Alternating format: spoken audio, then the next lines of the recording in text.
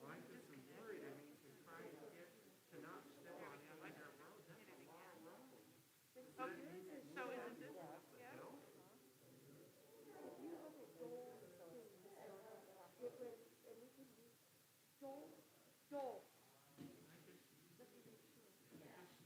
What does that mean it works? No, maybe I didn't spell it correctly. Failed to connect. I know, she's talking Bad about password. it, but Oh, I'm talking about, we don't even own that whole road. thank you. Thank you. I'll try that. Yeah, I gotta go get a drink. Well, in your roundabout, we currently don't have certain things. But this part, will we be able to make sure that we have that road to move that round? We can move the roundabout, and that road would probably be, that would be untouched and would remain in those parcels. Our work would be moving this roundabout to the left. Oh, how exciting. And no, it wasn't. I wanted to be the final decision maker instead of having all my hard work overturned by other people. Damn, if I'm gonna put all those work into it, I might as well be the final decision maker. Yeah. Oh, I'm so glad to see those. Excuse me, I was never recognized. I thought you would have recognized me last time. I was like, okay. So like, stop my moving house. It's always harder with these. That was fun. How are you? Good, thanks.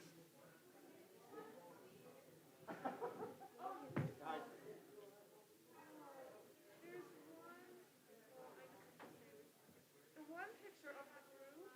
I was very unhappy because my roof is sticking out and I was very self-conscious about it. I'm glad that you didn't find that bothersome.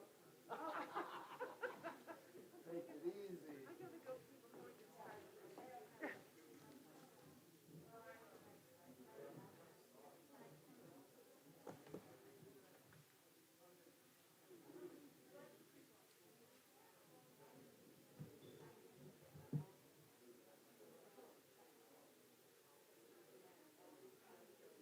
Hello. Denise is right there. She's just right there, right across from me.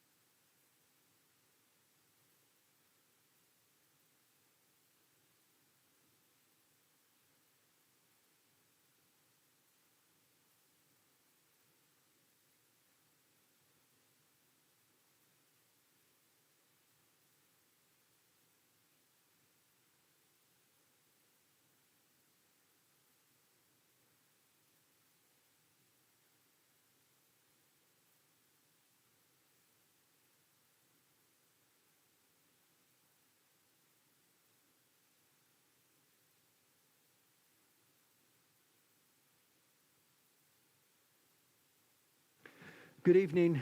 We've got a really full agenda tonight, and obviously I think there's going to be a fair amount of public comment and so forth, so I'd like to go ahead and get started. Thank you for your patience. We typically start at 6 o'clock. Tonight we started a little bit early because we had an executive session to take care of, and that went a little longer than we had anticipated. So at this point in tonight's agenda, we are at this point ready to take public comment on non-agenda items. So the agenda tonight, and I think the reason most of you are here is for things like there's some planning commission things, 6 El Paso, and we have condemnation of a property, and of course we have the fire training tower. I suspect that those are the items that most of you are interested in, but if you do want to speak to something that's not an agenda item, this would be the time to do it. I would ask that you fill out a little green form. If you haven't done so already, there's some up here on the table. So do we have anyone who wants to speak to a non-agenda item? Mayor, Denise? Mayor, this is Judy. Oh, Judy, I'm sorry, over there. I do have one that I received earlier in the day, so. Okay, and who is that individual? Okay, so this is Corey Showerman? Okay, if you could come forward. Sure. Okay, and typically we ask that you try to keep your comments to 3 minutes or less. When you sit down, please give us your full name and your address. And we typically don't respond to comments made during this portion of the meeting. And you'll need to get you're being recorded, so you'll need to get very close to the mic, so 2 to 3 inches. All right. All right, you have the floor. Hi, Mayor. My name is Corey Sherman, and I'm petitioning for an Emma Crawford memorial in the town of Manitou. Because of COVID, with so much changing, and unfortunately the beloved coffin races are canceled for the second time, and this is the only second time in 24 years. The races drew people from all over and are essential to the businesses that depend on them. Emma's name is known by many, though her real story, not so much. Remember, Emma's mother, Jeanette, brought her and her sister to Manitou all the way from Massachusetts to treat her tuberculosis. Imagine that trek in the late 1800s. Like many others, they suffered and came for the fresh air and mineral spring waters. Emma was a musical prodigy and played as well as top piano in Manitou. Emma and her sister held recitals. It must have been beautiful hearing Beethoven being played on the street surrounding her home. Emma is notably one of Manitou's most famous residents, and a memorial to her would add to the rich history of Manitou, being seen year-round, another historical attraction for tourists. We have access to the red stones, and I have pictures that go with this in a pamphlet. So we have access to the red stones, and they've been donated. So the only cost would be to create a 30-inch, well, actually we have a stack of stones that are 6 inches high. We would create a 30-inch table height tablet on which you could place a black granite memorial, and the black granite allows you to etch her picture on it. Possible locations might be near the town clock, on an old library grounds, possibly Memorial Park, or even Soda Park. I fell in love with Manitou the first day I came here, especially the history. I've maintained Emma's gravesite since I moved here 3 years now. And that's what leads me here today, to recognize the musician, the young fiance, the pioneer, and the real Emma Crawford. Thank you for listening. Stay safe, and hopefully we'll celebrate the coffin races next year. Okay, thank you. Congratulations, under 2 minutes. Okay. It also helps. Appreciate that. Thank you. Do we have anyone else who wants to speak to a non-agenda item? Okay, great. And Judy, did we have anyone with an email comment or that we haven't received? We have received, council has received some email comments, but we have those. We just have plenty of comments for some of our agenda items. Right. But we didn't have any that came in earlier for non-agendized items. Okay, great. Let's go ahead and push on then. Next item is the consent calendar. We have 2 items tonight on the consent calendar. It's the approval of the August 17th and August 24th meeting minutes. The first was a regular meeting, the other one was a special meeting. If council has no objections, I'd entertain a motion to accept and approve those minutes. I move we approve the consent calendar as written. First, Second. we have a motion and a second. All in favor, say aye. Aye. Mr. Bremner, how do you vote? Aye. Okay, motion passes unanimously. Thank you.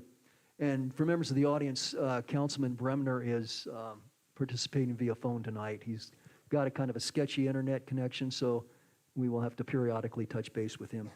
Thank you. Okay. Next time, we have a series of hearings tonight. The first hearing is a Planning Commission recommendation for major conditional use permit, 2103, major conditional use permit for mobile food vending, 306 Manitou Avenue, Gabriel Pieper of Treehouse Coffee, applicant. This was heard several weeks ago. There were some concerns. Michelle, if you would bring us up to date on that, you can give us the changes since our last meeting on this. Sure, and Mr. Piper apologizes he's not able to be here tonight. He's opening another business in Walsenburg and had some things come up that he had to attend to, so he couldn't get back for this. But I told him that I thought we could go ahead and do this without him, and obviously I'll answer whatever questions I can. The item was postponed a couple of weeks ago because of some questions about condition number 2 of the Planning Commission recommendation that talked about closure of the Manitou access utilized by City of Manitou Springs for maintenance of Shriver Park. I've talked to the Park and Rec director and reached out to some of the other public services personnel. Park and Rec director is actually going to follow up with the property owner to see about getting an easement so that that access can remain, work with him on that. And so I actually have a meeting with him next week to help him prepare for that. And so at this point, basically, I mean, there's nothing that requires that we have to close off that Shriver Park access through this property. If something happens in the future and we don't get an easement, then obviously we'd need to make plans. But the intent was never to require this applicant to try to make a new access for us. It's just more was putting everybody on notice that we don't have an easement, so we should be looking at doing some things. And so I'm proposing that you can remove condition 2. Looks like we're going to try to propose that easement, and we'll continue to work with those property owners as in the city's interest, and it doesn't really need to be tied to this application. So that would be staff's recommendation. Otherwise, the recommendation is to approve the application as recommended by Planning Commission with everything but that condition number 2. Thank you. Council, before we take public comment, do you have any questions for Michelle? It appears not. Okay, this is a public hearing. We do have a period for public comment. I will declare that portion open. If there's anyone here who wants to speak to this item, please raise your hand. It looks like there's no interest in this particular topic in the audience, so I will close the public comment. Council, any further questions or concerns? If not, I would entertain a motion. Mayor Pro Tem? I want to move that we approve major conditional use permit 2103 per the Planning Commission motion with conditions, taking away condition number 2 and adding condition that they will be required to have wildlife resistant trash containers. Second. We have a motion and a second. Any further discussion, council? If not, let's vote. All in favor say aye. Aye. Mr. Bremner, how do you vote? Aye. Okay, 7 ayes. Motion passes unanimously. Thank you. Thank you, Michelle. Thank you.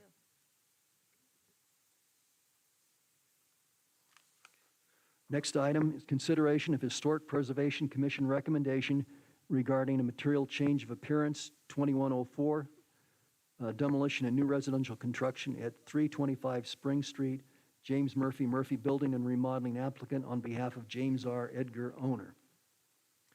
Michelle? Thank you.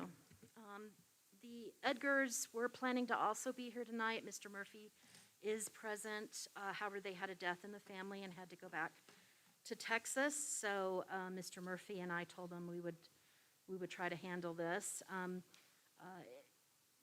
This is a request for demolition. There's a process through the Historic Preservation Commission whereby the Preservation Commission makes a recommendation. Council has final approval authority over demolitions in the historic district. The Historic Preservation Commission reviews the replacement structure, which they have done and approved the replacement structure. So the action before council tonight is simply the review of the demolition application.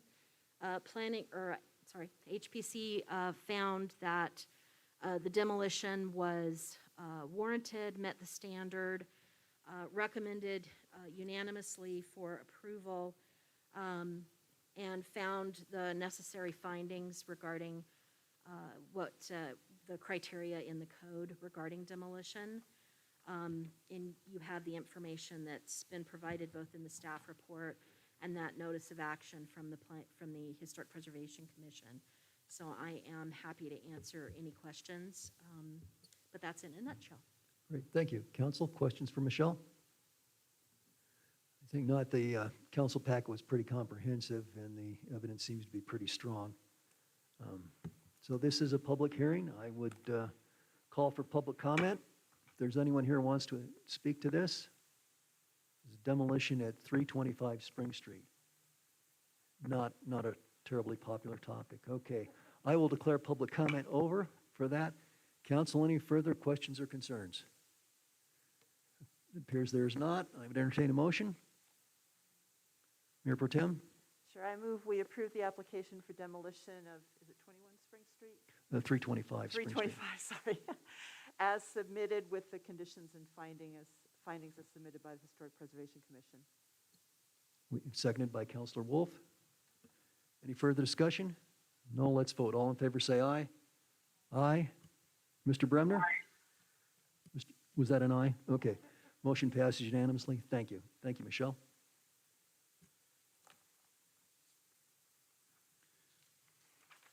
And now we have, actually we have 4 items that are related, so let me speak a little bit to that. The first is consideration of Planning Commission recommendation, Ordinance 1021, RE 2101, rezoning low-density residential to general residential. This is at 6 El Paso Boulevard. Walter Harder of 6 El Paso LLC applicant. This would be first reading. Now, I think this is a little bit unusual in that there are 4 parts to the action on this property tonight. The first is the rezoning. The second item that we'll have, and each of these is a public hearing. The second item is consider planning commission recommendation for a major development plan at that location. That's followed by a subdivision waiver, encroachment into no build area, again, 6 El Paso, same property. And then the fourth and last item that's attached to this property is planning commission recommendation, FP 2102, final plat, major subdivision, 6 El Paso Boulevard. Now, each of these is a public hearing, but it's, in some ways, it may be a little bit awkward. There may be things that are germane to rezoning that would perhaps be even more germane to the subdivision waiver. It goes back and forth. And in looking through the information that was in the packet, I think the councilors all found that there were times when planning commission members stated that we're trending in a certain direction, but we need to consider something else before we can come back to this. So there were some, they'd work on one aspect of this property and then they go check on something else. And so it finally came together. Tonight, we're trying to look at something in sequence, which I think it's appropriate to say that some of that's interlinked and interdependent. So what I would propose is that, and I think there are a fair number of people here that want to speak to this, I think during this first public hearing, let's be a little more general, perhaps, and we want to address things. If for instance, the vote on zoning were to fail, then I think probably the other 3 items are sort of moot points.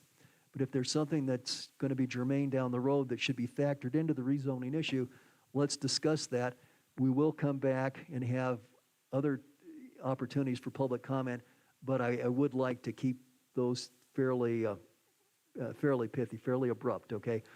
We've got probably, I'm guessing, about 55 people here. If each one of you in the audience, if each one of you spoke for 3 minutes tonight, that would be close to 3 hours, okay? So you can understand that our right to have free speech is also kind of a duty to share the microphone. So with that in mind, Michelle, would you go ahead and begin with the rezoning? Thank you, Mayor. So this is a request for rezoning the property known as 6 El Paso from the current low-density residential zone to the proposed general residential zone. The underlying reason that this is being done is that the low-density residential zone does not allow the attached single-family building type that's been proposed, the townhome. That really is the only reason that the rezoning has been requested.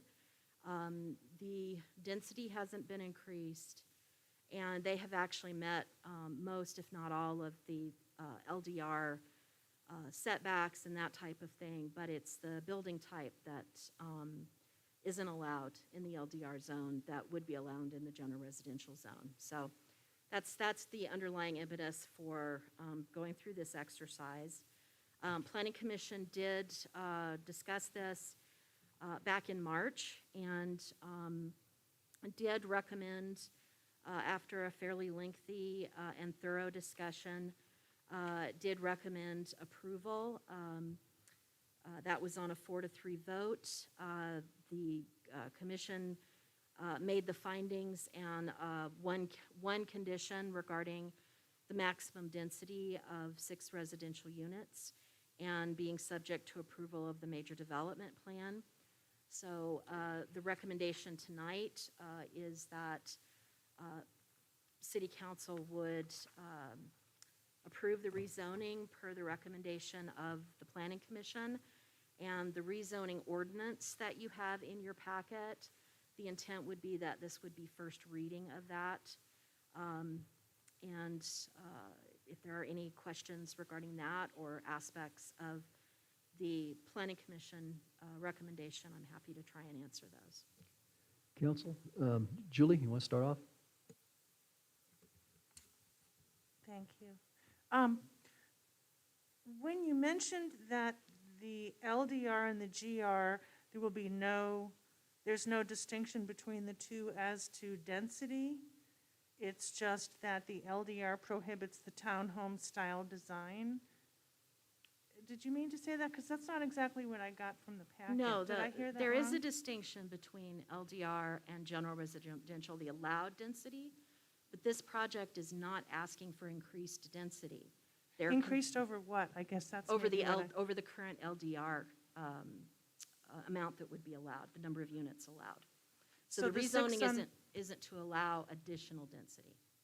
So the 6 that's proposed under the GR would be the same 6 under LDR. It's just that they wouldn't be duplex townhome type style. Okay, thank you for clarifying that. That's my only question. Anyone else? Mayor Pro Tem? I know it was addressed in the packet, but I want to revisit it. And that is, could the same end be reached through, i.e. the 6 townhomes or the 3, whatever, if through variances as opposed to rezoning action? I know that variances are the extreme, but I'm concerned about changing the zoning here because they're going to be individually owned plots ultimately, and they could replat technically, or with the condition that's been put on the major development limit that. I believe that the condition on the major development would seriously limit any ability to either add to the townhomes, build other structures. Really, the platted configuration would conform to the townhomes themselves, and a lot of the area for each of those townhome lots would end up being in a no-build. So unless the city allowed additional encroachment into the no-build or replatting, the city doesn't have to allow replatting.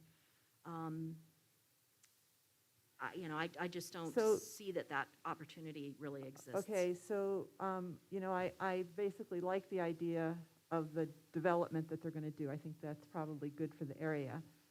But you're saying that it really, it could technically be done via variances as well to get to the same end? Well, the difficulty is that variances by law, you have to meet certain criteria. And there has to be a hardship and other types of findings that have to be made. And variances really aren't geared toward taking care of this kind of issue. We have not had the type of variance, I've not ever seen the type of variance where it would be on the type of building configuration, not on things like setbacks, heights, physical constraints on the property. So last question, and that is, the condition is actually in the zoning proposal for no more than 6, I think. And that would go with the land then? The no more than 6 would go with the land along with the zoning? Yeah, I mean, that's a condition of approval. The major development would further set that. The major development has some other conditions involving no build area and that type of thing. And then the plat ultimately sets those parameters. So, again, if the city felt like it wanted to have more construction on this property, 20 or 30 years from now or whatever, it could allow that. But I think for what the current proposal is and what's been expressed to not have additional disturbance over and above the proposed project, I think we have done as much as we can to set those parameters. Councilor Chandler, please. I have some issues around this zoning issues as well. But my first question is, I live near there and I walk there a lot. I'm really familiar with the lot. It's got quite a slope to it. Do you know what the grade of the slope is? I wasn't able to capture that in the information, and I'm curious why this particular area wasn't originally zoned hillside low-density residential, which I think would have been a much more appropriate characterization of the actual lot. Could you explain that to me? Well, the slope of the hillside area varies quite a bit. There's actually a lot of under 30% slope area on what we consider the hillside. A lot of the 30% and greater slopes are small pockets that run kind of through the center of the property. So it's not kind of your typical where it kind of hits the toe of the slope and just goes up. There's a lot of variations in that area.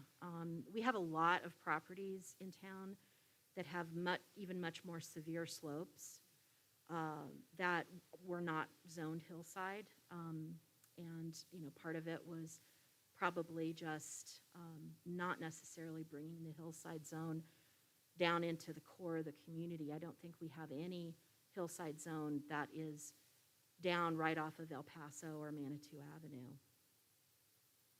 Thank you. Other questions? Julie? Do you have, did we get a set of colored elevation pictures showing the whole property and where it sits in relation to the rest of the area, the street? And I thought there was a mandate in the code that we see a color drawing of this whole proposal under 1872050B as in boy. I didn't see that. Do we have that, or? Wait, are you talking about colored elevations of the individual buildings or some sort of streetscape representation? Scale drawings. Scale drawings of all building elevations unless individual elevations waived by planning staff which accurately represent the proposed building design with annotations, period. One set of colored elevations shall be provided for public hearings. I don't have a colored elevation for this public hearing. Do you? I believe the elevations and I believe that they're colored are in the packet under the major development. So is there, then when I saw, is there not an actual picture showing this proposed site in relation to the rest of the area, including the proposed height variance and all of that, so we can see it? No, we have never, that in my recollection, required a streetscape type drawing unless somebody just did that of their own volition. It's not a requirement in the code. And the height variance isn't being considered. That was denied at Planning Commission. So that's not part of the discussion tonight. Okay, thank you. Other questions for Michelle from council? If not, I'd like to go ahead and open this up to public comment. I would first ask if you want to speak to this, could you just raise your hand so we get a feel for how many people we've got? Okay, that looks like a manageable number. Thank you. So, who'd like to go first? Mayor, I did receive Oh, I'm sorry. four I'm sorry. requests to speak, so it could be these are four. Okay, Judy, why don't you call them in order then? Thank you. This is the order in which they were given to us. Okay, so the first one is Noel Black. All righty, and when you come up to speak, please limit yourself to 3 minutes or less. The city clerk will let you know at 2.5 minutes, and then you'll have 30 seconds to sum up. Please, if someone else has spoken before you and addressed a topic, please don't be unnecessarily repetitive. I will ask after the speaker has spoken for a show of hands for people who are sympathetic to those ideas. That'll give council a sense of where you're at, and it doesn't preclude you stating your opinion. Mr. Black, if you'll give us your name and address. Noel Black, 40 Via Maria Theresia, about less than a block away from the proposed development. I want to point out one thing first, which is that there are about 40 pages of objections to this development in the packet, just as a matter of fact. My letter that I'm going to read is not one of them. When I was 1 year old, my parents moved from Tucson, Arizona to Manitou Springs into the apartment building at 132 Manitou Boulevard across from what is now Fields Park. It's amazing looking at photos from that time to note how little has changed along El Paso Boulevard. Yes, there has been some significant development for the better along this corridor. No, I do not miss Becker's Lane Lodge and walking past SWAT raids with my children, even if the new condos are ugly. The changes that have been made in East Manitou over the years have almost universally added to the character of this city I've loved and lived in for much of my life. As a resident of 40 Via Maria Theresia for the past 10 years, I've been lucky to return to the neighborhood where my parents brought me 48 years ago and live in one of the most charming and beautiful locations anywhere in the country. Thanks to the careful consideration of many generations of city leaders and planners, the character of East Manitou has been preserved around a community that appreciates the combination of open space and community afforded by low-density residential zoning.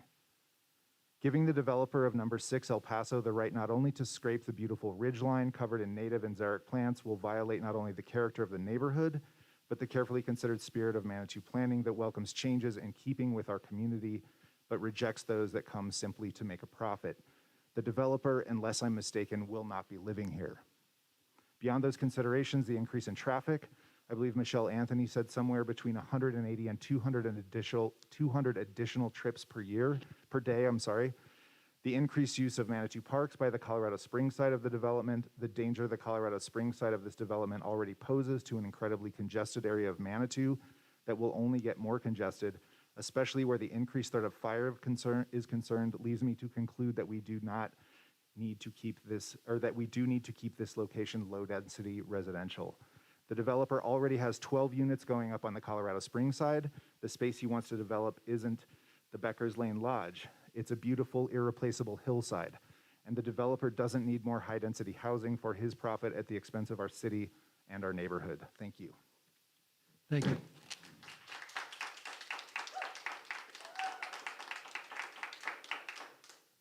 Well, I guess the applause is helpful, but I would still ask that if, raise your hands if you're in agreement there so we can get a sense. Okay, and if there are any of you who are not Manitou residents, okay, so let's do that again, but only put your hand up if you're a Manitou resident. So it's pretty much so. Okay, thank you. All righty. Judy, who's next? Next is Robert Weisenecker.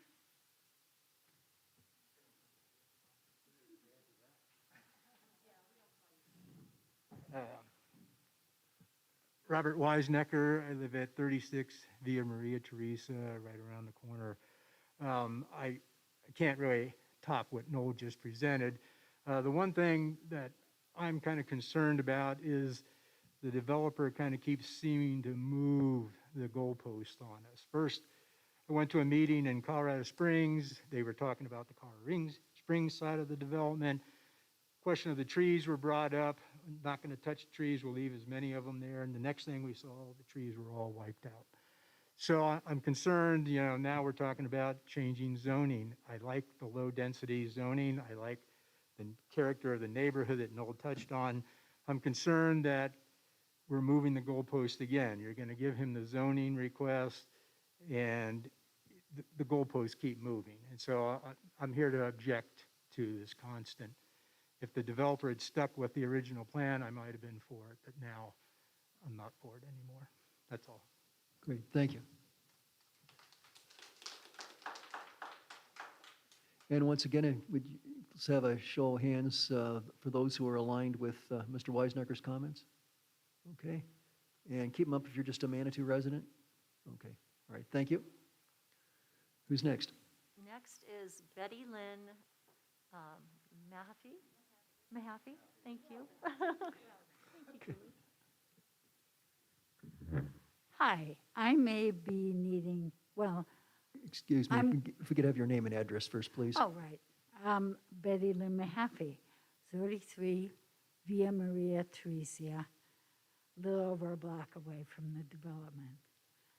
My understanding of the low density and the general density, I was trying to figure out how does 6 units turn out to be less than what I understand would be 4 units under low density. So the land is 1.46 acres.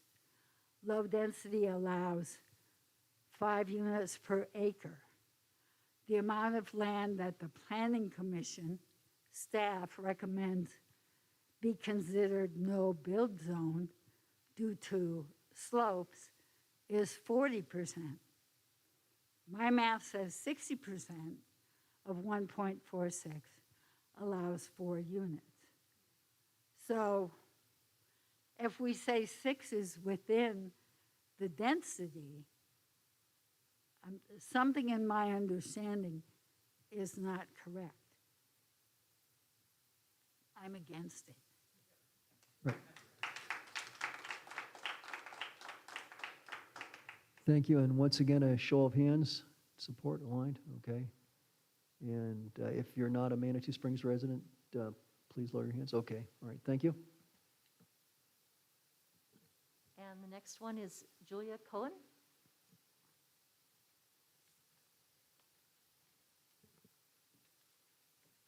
Hi, I'm Julia Cohen. I live at 40 Via Maria Teresa.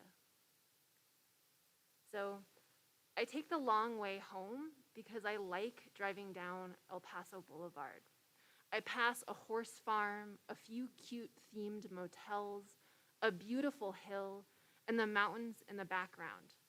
Part of what Manitou is all about is the beauty and the quaint charm. And it's already been jeopardized by the development directly on the Colorado Springs side of this property, currently under construction. 12 condos, originally proposed as 60. Now, this developer wants to build 6 more units which tower on top of the hill, obstructing the view even further. I say no to rezoning and no to this build. This land could be used to give back to the Manitou community being impacted. We could have a playground or an open space for the Colorado Springs residents who will clearly be using Manitou's roads and nearby parks. This developer himself lives across the street from an open space in the Biltmore neighborhood of Colorado Springs and has no investment in making character-preserving decisions in the best interest of our town. What's being threatened is the very beauty that brings visitors to Manitou. We're losing our open space, a view corridor, and what makes Manitou, Manitou. Thank you.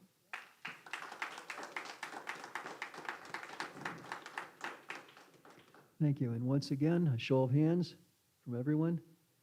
And Manitou residents, please do your hands up for a minute. Okay, good. Thank you. All right. Judy. That was it for the cards that were turned in at the meeting tonight. We did Okay. have, as you know, we did have some that came through email, and those were sent out. You all have copies there. Okay, thank you. Is there anyone else who wanted to speak to us? Would you like to come forward? Yeah, go ahead. And then I'm going to ask you, if you haven't filled out one of the green forms, we'll have you do one of those and you can turn it in later, okay? Thank you. Okay, mask on, sorry, that's the oh, way it goes. Sorry. I'll try to be clear. I received, okay, And my we name need is your Lynn name and Boudreau. address, please. Pardon me, Lynn Boudreau, and I live at 33 Via Maria Theresia, about little ways from the proposed development. And this is some speaking sharings from Sharon Malali, who lives on Columbia Road. She sent them to me and asked me to represent her. So I want to do the right thing. Is this okay? Okay. This is Sharon. You can speak with your own voice, but you can't play someone else's recorded message. It's not a recorded message. You're reading it? Okay. I'm reading it, yes, sir. Okay, all right, then go ahead and speak to it. I oppose the variances requested for 6 El Paso Boulevard. And then she lists them. Number 1, no to encroachment onto hillside slope on the west side of the development.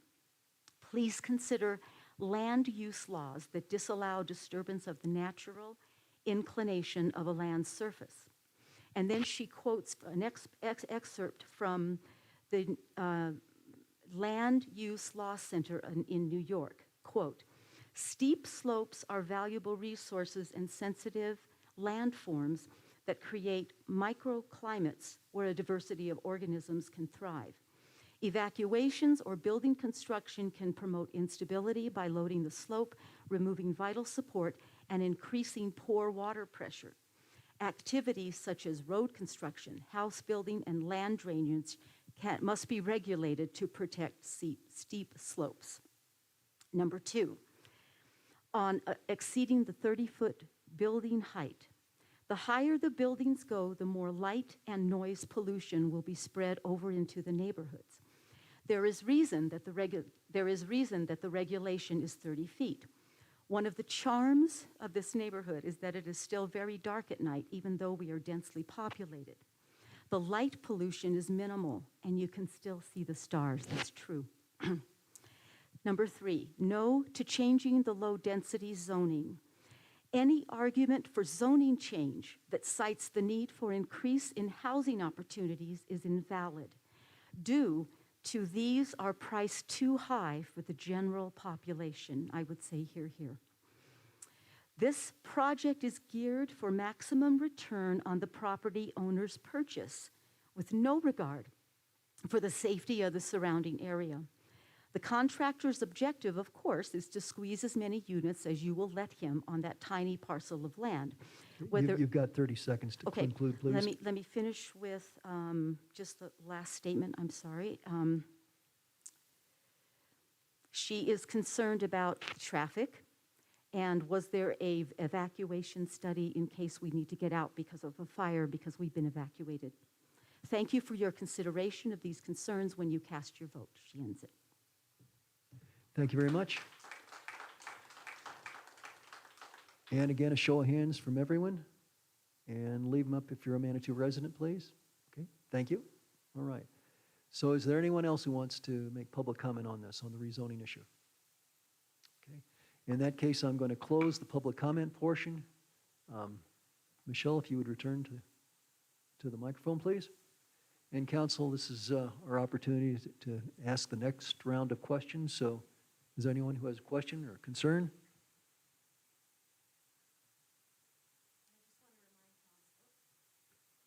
I just want to remind council, the applicant is here, and he's not yet been allowed to speak on this item, so you may want to hear from him as well. Yes, I'm sorry. Yeah.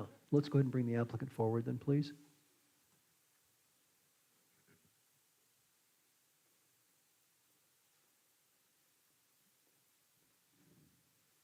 And if you give us your name and address, sir.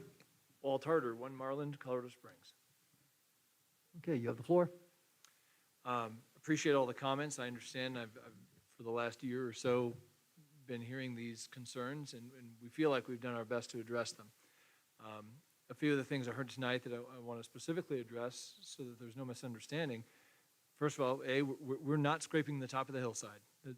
It's simply not happening. We're not even getting really very close to it.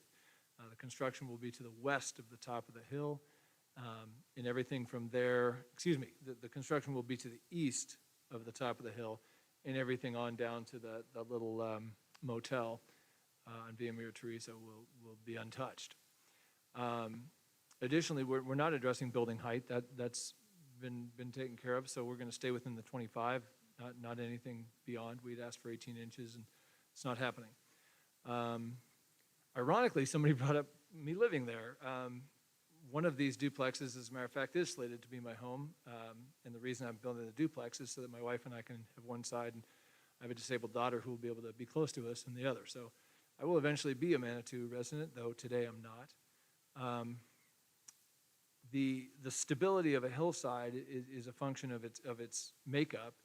We had extensive studies done. The geologic survey is in all of your packets, and the determination was made and approved by Planning Commission that we would not adversely affect the soils or the stability of the grade in that area.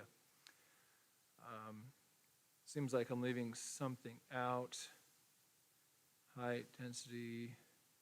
Oh, yeah, the low density residential, the LDR, as one of the young ladies pointed out, would allow actually for 7 units. And that's a function of the entire land area, regardless of its buildability. And we're only asking for 6. And the general residential, I believe, would allow the same. There's no request here for any additional density. I grew up here in this area. I have 45-year history in that part of this town, actually. I love it the way it is, and I don't plan to damage it in any way, and I plan to enjoy it, frankly. Thank you. Council, questions for Mr. Harder? Natalie, and then Judith? Have you addressed light pollution in any way? As a matter of fact, I have. I personally dictated night sky compliant lighting devices. Where I come from, we do that. I have properties in, yeah, the answer is yes. We're going to be night sky compliant to the tune of Westcliff. I mean, really compliant. I'm a big fan of stars and being able to see them at night. Judith? So I know this is obvious, but I'm just going to state it anyway. So you obviously purchased the property knowing what the current zoning code was when you purchased the property. The property hasn't changed. It hasn't grown or shrunk. I do want to address the leaving the property in its natural state. On page 134 of our over 1,000 page packet that we had for tonight, it was stated that, quote, 6-unit development was able to maintain much of the hillside and natural flora. If anyone has driven by there isn't any natural flora that I can see from the street anymore. It is my understanding, I didn't count them personally, but someone counted them for me, is when the land was acquired, immediately 76 heritage old growth trees were taken down. So, you know, I just want to make sure that, you know, when we're having conversations that we're talking about transparency and honesty, and when we're talking about the concerns of the neighbors, I think part of the concern is they feel that some of these comments have been disingenuous. May I address that? Go ahead, certainly. We were required to take down the Chinese elm. They're considered an invasive species. They would not have been allowed to have been left there. There's no old growth anything on that property now, nor was there prior, that we removed. The only thing we removed were an invasive species of trees that were along the front of that, nothing else. We made every effort and will continue to do so to maintain all of the evergreens that we possibly can. As a matter of fact, some of our designs for where our houses go are just so that those near the top of the slope and all of them on top and below will be preserved. Thank you. Other counselors, do you have questions? I guess we don't. Mr. Harder, thank you, sir. Yes, sir. Michelle, do you have anything further? Council, any questions for Michelle? Concerns? All right, if not, I guess, Mr. Shada. Ms. Anthony, can you address one of the commenters' suggestion of what is the buildable zone? And in other words, if it was staying low-density hillside, I'm looking here. Sorry about that, in terms of what page it is. I think you said it was 6, but I believe there was somebody else that said that doing the computation in terms of 40, 60, and that kind of thing. So the density of a property is calculated based on its total square footage. That does not mean that we take out, there are no provisions in our code for taking out no build area or areas that aren't proposed to be built on. So when we look at the density, it's calculated, it's a pretty simple math exercise, square footage by how many units. The low-density residential zone, the current zoning allows 5 units an acre. So at, I think it's over an acre, they would be allowed, I think it is up to 7 units. They've asked for 6. Under the general residential zone, if they wanted additional density, that actual density for GR is 10 units an acre. So they're not asking for a density commensurate with the GR zone. They're keeping to the LDR density that they have proposed. Okay, so I understand your computational figures, but I believe the point of the person who came to the microphone was talking about removing the no-bill zone, correct? So if we take the no-bill zone out, how many is left in terms of with low-density hillside? I would not, I've never done that calculation because we don't have provisions in the code that allow for that. But isn't that functionally what would be happening? No, they still own the property, even if it has a no-build designation. So it's still privately owned. It still goes to count toward the density allowance.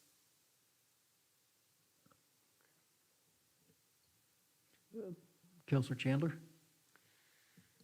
I know we're not there yet, but would this particular development in its present state, would the zoning change have an impact on other things on the agenda involving this zone change? For example, encroachment into a no-build area that they're asking for?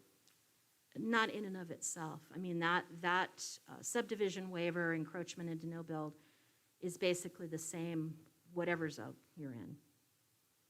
So it doesn't make any difference as far as what zone designation it is. So it has more to do with the actual design that the builder wants to bring to the lot, that they're going to need that designation? I'm a little confused still. The main driving force, the real driving force for the rezoning is to be able to do the attached townhome units, not separate single-family units.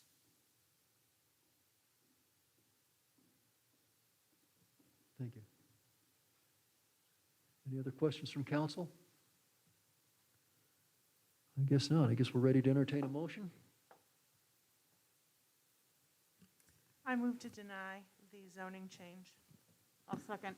Okay. We have a motion and a second to deny. Any further discussion? I'd like to discuss the reason for my motion. You have the floor. Thank you. Just briefly, I feel strongly that when we encourage people to come to Manitou and buy land here and to buy properties, then they look at what the zoning is and they rely on that zoning. So I consider requests for change zoning very skeptically because that's what you're guaranteed when you invest. Maybe the biggest asset you have, most of your money is in your house. To buy a home and then find out, oh, we're going to have all these townhomes. I specifically knew that this was an area that only allows single-family homes. Now we're going to have this massive, I don't think that's right. To do that to people who have relied on the existing zoning when they buy their property. But certainly our code allows for changes in certain situations, and we have heard and seen in our emails an overwhelming objection from the local neighborhood. And I am not going to go against what the immediate neighborhood feels about a zoning change just because staff thinks it's a no problem. I think we need to respect the wishes of our residents and to really respect the fact that they live there and this is their life, this is their investment. And I don't think it's right for us. I don't think it's not right for us to say, oh, they'll get over it, they'll get used to it. Michelle says it'll be fine. What's the difference between some single-family homes and a big, massive townhomes that all equals 6 anyway, 6 units? No. When you have this massive outpouring of people in our community begging us to say no, I am not going to vote for it. So that's my rationale.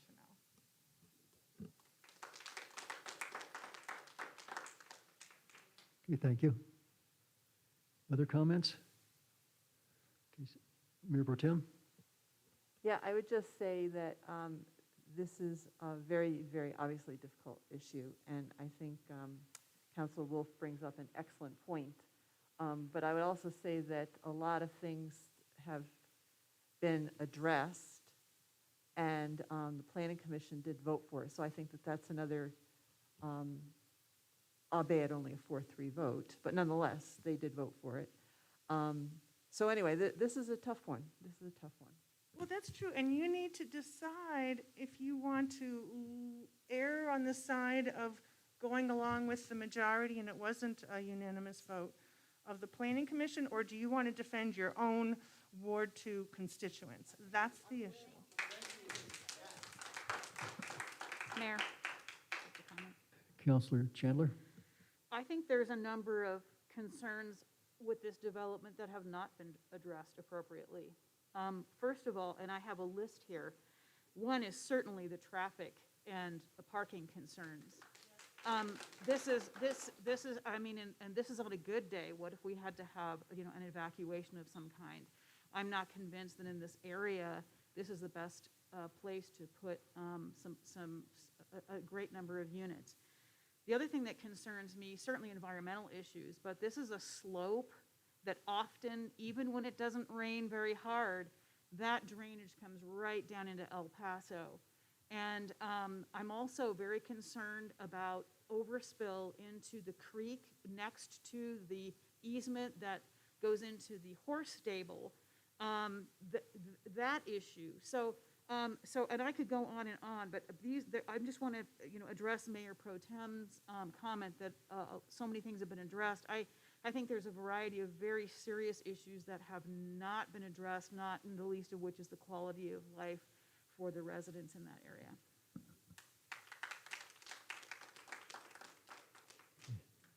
Thank you. So we have a motion and a second. Do we have any further discussion? Okay. So the motion was stated as to deny. So a vote in favor would deny the rezoning. Okay, well, we're all clear on that. Okay. I'll call for the vote then. Mayor, Yes. we just lost Steve Bremner, so if you can give us just a second, get him back on the line. Okay. Sorry. Everybody say a prayer. That's what makes computers work, right?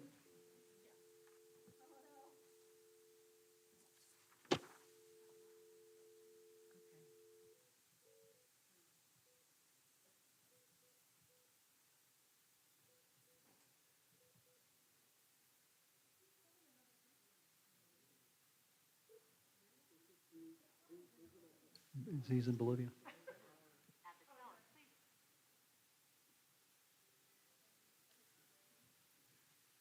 Hi, Steve, are you there? I'm here. Okay, we're going to put you back on there. We're just getting ready to take a vote. So we stopped it for you to get back on. Okay? Did you hear what the vote is, what the motion is to the vote? Yeah, I did. Okay, so Steve, the motion is to deny. Okay, so vote. To deny the zoning change. Deny the zoning change, that's Right. correct, so, okay. All in favor of the motion, say aye. Aye. Mr. Bremner? I'm an aye. He's denying? He's aye, so we have 5 ayes and all nays? Nays, raise your hands. See, we have 2 nays. Right, yeah, so we have 5 in favor of the motion, so the motion passes. So the zoning request is denied.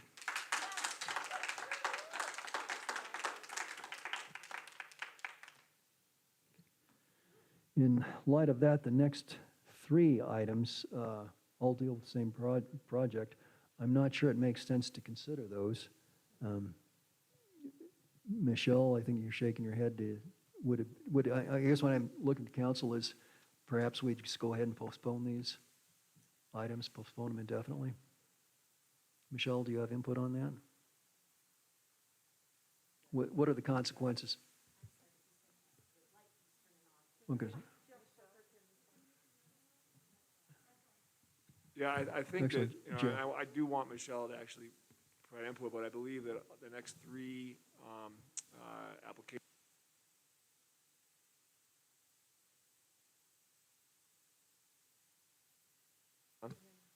Sorry, I wanted to say that I think that the next 3 applications are dependent upon the rezoning. Because the rezoning was denied, I don't believe that there's any purpose to proceed with the next 3. So you could basically, I don't really want to hold public hearings on them because it just makes no sense. They're moot and it's a waste of time. So I would just recommend that you postpone them indefinitely, which means that the applicant would have to work with planning department to consider what the options would be moving forward for other forms of development on the property. Okay, thank you. In that case, I would move that items H, 4, 5, and 6 that deal with the major development plan, the subdivision waiver, and the final plat on this 6 El Paso Boulevard issue be postponed indefinitely. Second. A motion a second. Any discussion? All in favor, say aye. Aye. Mr. Bremner? Okay, so motion passes unanimously. All right, thank you. All right. I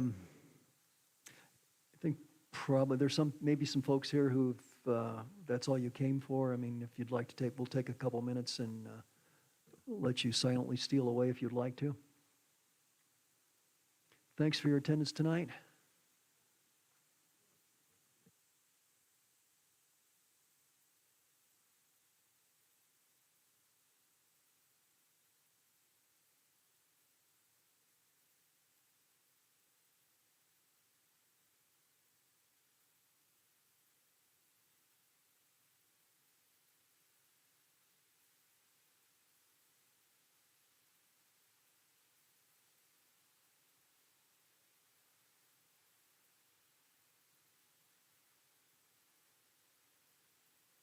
Okay, thank you.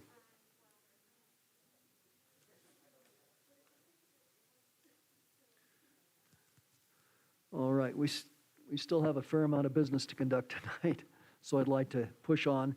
The next item is item I-1, appointment of David Crawford as a regular member of the Parks and Recreation Advisory Board. Let's see. Mr. Crawford, are you here? I saw him earlier. Okay, great.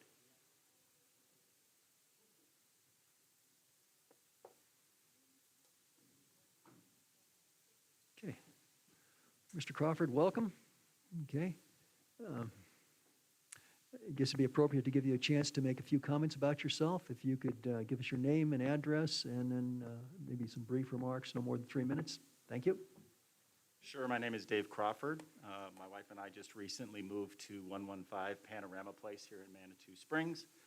We came from the Chicago area, so this is a great change for us.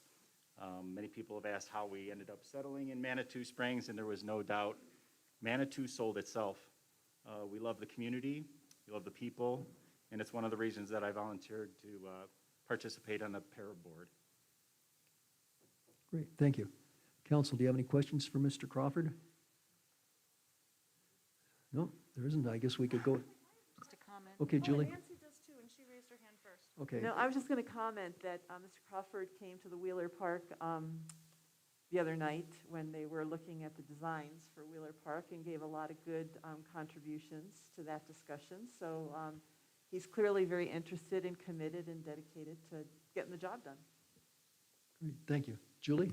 Oh, I was just going to say, and I don't know if you were involved at all with the Soda Springs Park effort or if you're more recent than that, but if you were, it is so fabulous, and thank you so much.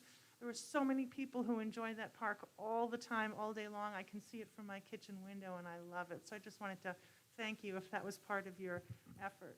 I'd love to take credit for it, but I didn't. Thanks. But the Great. bar is high, and I think it's because of parks like the Soda Park. It's amazing. It really is. Looks great. Great, thank you. Councilor Chandler? Mr. Crawford, I haven't had a chance to meet you as a fellow resident, but I did look at your resume, very impressive, and I think that Pear would be lucky to have you. Thank you. Thank you. Any further comments? Okay, to entertain a motion? Okay, I move we appoint Mr. David Crawford as regular member of the Parks Recreation Advisory Board. I'll second. we have a motion, a second, all in favor? Mr. Bremner? Okay, motion passes unanimously. Thank you, David. Thank you.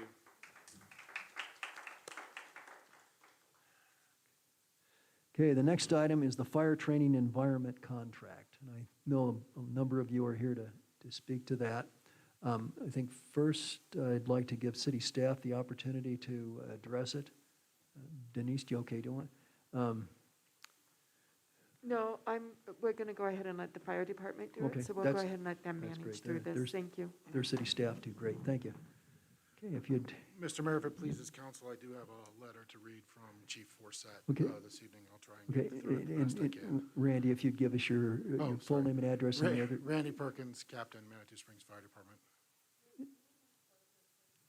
Yep. Sorry, can you hear me now? Okay. Mayor, Mayor Pro Tem, members of City Council and staff, I want to apologize for my absence tonight to discuss this very important effort.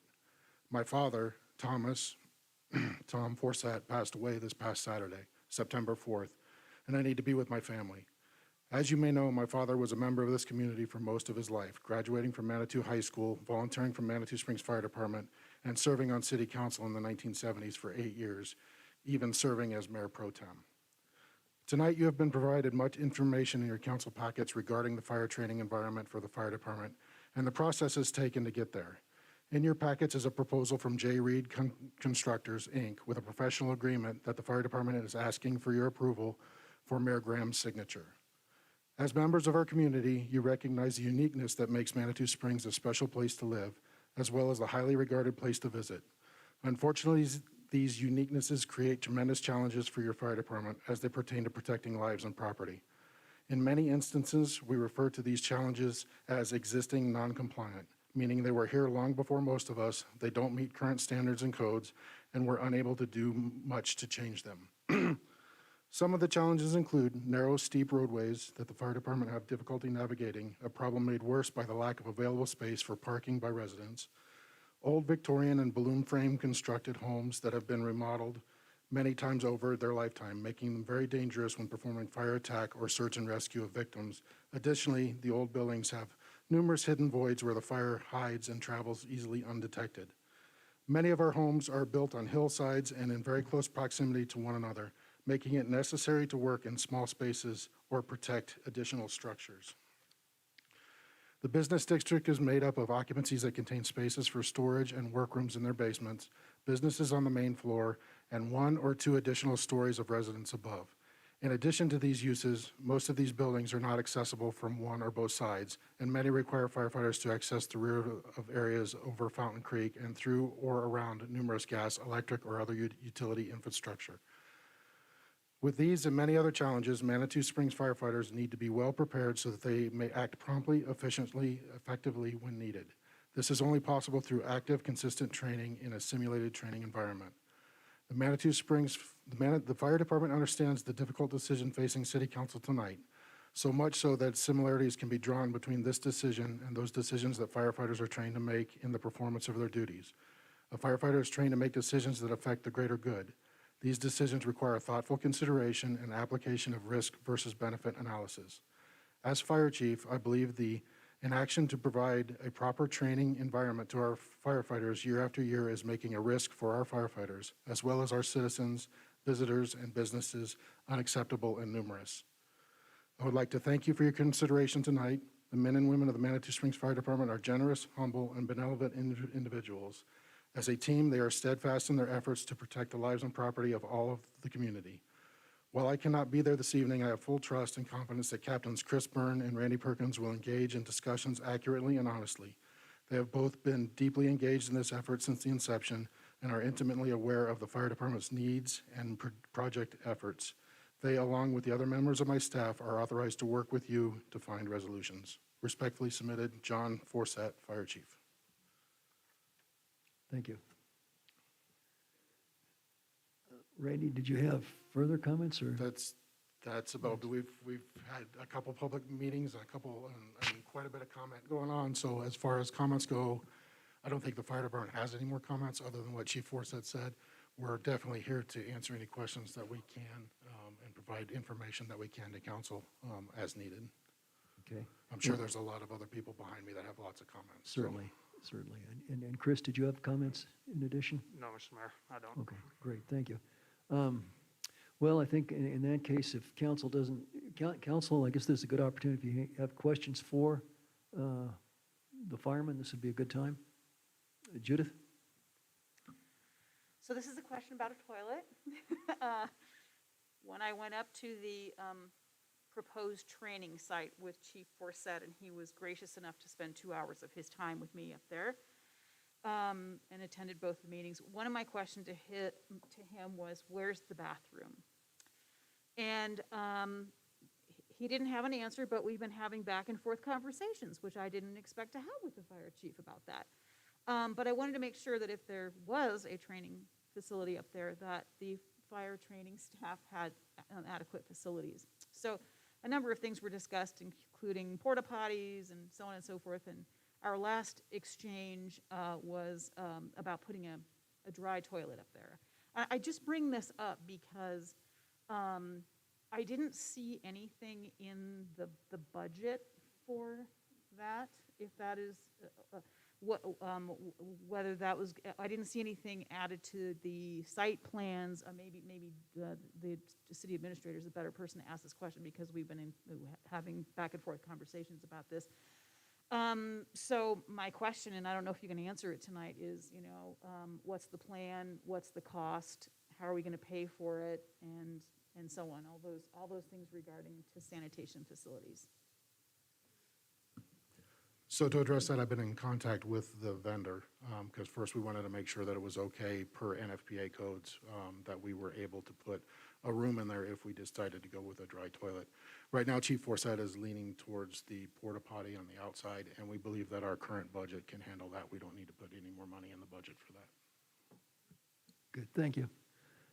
Other questions for the firemen at this point? Mayor Pro Tem. Thanks. A lot of the comments that I've seen have to do with fear of someone creating a fire up there and that gets out of control. Could you address that, please? So to address those concerns, we follow, anytime we do a live burn, we follow NFPA standards. It's 1403 is the number of the standard. And that talks about the burning of the facility. So all the walls inside of the building, they're made out of a Durarock, so basically a thick cement board. And the goal of that is to keep any fire from spreading outside of the building. But what will be burned in that building will amount to a little bit of hay and a couple of pallets. The pallets will be cut down. It'll basically be a fire, like an outdoor recreational fire, inside of the building. We routinely go on wildland fires in the neighborhood, and the community trusts us to go to the fire, extinguish it, and make sure the fire stays out. So I think it's well within the reason that when we go up there, we will extinguish the fire and we won't leave till it is out. One of the things we can do is all that stuff that gets burned after it gets extinguished will get put into the dumpster. Dumpster will get filled up with water, again, ensuring it's all out. And then the last thing with that is, I forgot what I was going to say. But we have a pretty good handle on how the fire will be built, how the fire will be extinguished, and how we handle the fire. Oh, that's what I was going to talk about. We'll also have burn prescriptions. So basically that says if the weather's forecasted to be red flag, high winds, dry humidity, or dry conditions, we're not going to go up there and burn. We're very responsible in the community. We have standards set forth to the community for burning, and that's to keep fires from occurring in our neighborhood. We're going to follow those standards as well. Thank you. Julie? It was my understanding that the burning will only occur inside the building, not outside. Is that right? That's correct. And it was my understanding also that the room in which the burning will occur is meeting certain kind of fire department indoor burning standards. Because when I heard you say Durarock, I thought, well, heck, that's what I use in my bathroom. Durarock doesn't make me feel very safe, but I thought it was like some big steel enclosure kind of thing. So to answer your question, yes. Durarock was a common term. The material is called paginite. And the paginite panels, they're about 3 to 4 inches thick, and they line the whole room. So it's a steel building, and then so nothing combustible in the construction of the building on a concrete pad. And then inside the building is lined with that paginite. Okay, may I ask more Oh, questions? yeah, go ahead. Yeah. My other question is, it's my understanding, and I just want to confirm, that the proposal is that this is a much more scaled-down version than what the voters voted no on. This is simply kind of a burn practice area. It's not classrooms and extra storage and so forth. Am I correct in that respect? Correct. Do you want me to talk about the history of how we got to that? No, Okay. please. But- It's a long, I don't need history. Yeah. Okay. Yes. My next question is, I understand that this is only going to be used twice a month and no more, and it'll only be used for Manitou Fire Department training, not for any other departments or any additional time. Is that accurate? So as we had the conversation with the community, the feedback was traffic concerns. So as we were going through that conversation, we want to significantly limit the traffic. The number that we have come to the conclusion with is somewhere in the ballpark of 2 to 4. So 2 to 4 what? times a month. Oh. And times a month. And when we do that, again, it's going to come and go in waves. There'll be periods where we do a little bit more training. For example, I have to train my firefighters to be firefighter 1. It's a state level certification. That's what they need to go inside the building. So when we're doing that, it'll be more common. Those academies occur once a year or every other year. And so that would be times where we would see some increased use. But then other times we aren't going to see huge use. There may be a month where we go up there once, or we may not even go up there based on our training calendar and what we're doing in the area. Okay, that's helpful. And when you do go up, there's going to be, and I don't remember what we were told exactly, if it was called shuttle, but there will only be so many vehicles per training going up. Obviously, the engine, and then I don't know if you were going to use a minivan or how many, usually how many staff you'd even have at a training at one time. Can you elaborate on that piece of it? So on average, we conduct training every Wednesday night. And depending on what that training is, depends on where we train. Sometimes it'll be at the station. It'll be a classroom portion. We'll conduct that at the station. Sometimes it'll be hands-on evolutions, where we conduct those at the tower. Sometimes it would be getting out and knowing our district. So we just go around, talk buildings, come up with pre-plans for what we were to do if there's a fire. When we go to the tower will take one fire engine, potentially a tender. So the tender is a water shuttle. And then if needed, because we're exceeding, we can fit 8 people on those 2 apparatus. If we exceed that, then we take a utility truck. And so the vehicle limit is somewhere between the 2 to 4 range. Thank you. Thank you. Other questions from council? Okay. All right, gentlemen, thank you. I think now we would like to hear from the audience.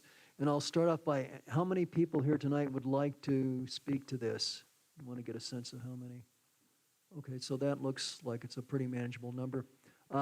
Would I ask that you all fill out a green form if you haven't done so? Okay, Judy, you do have some. Okay, so let's go, we'll go ahead and get this started. Judy, you'll call out the first person. Okay, so,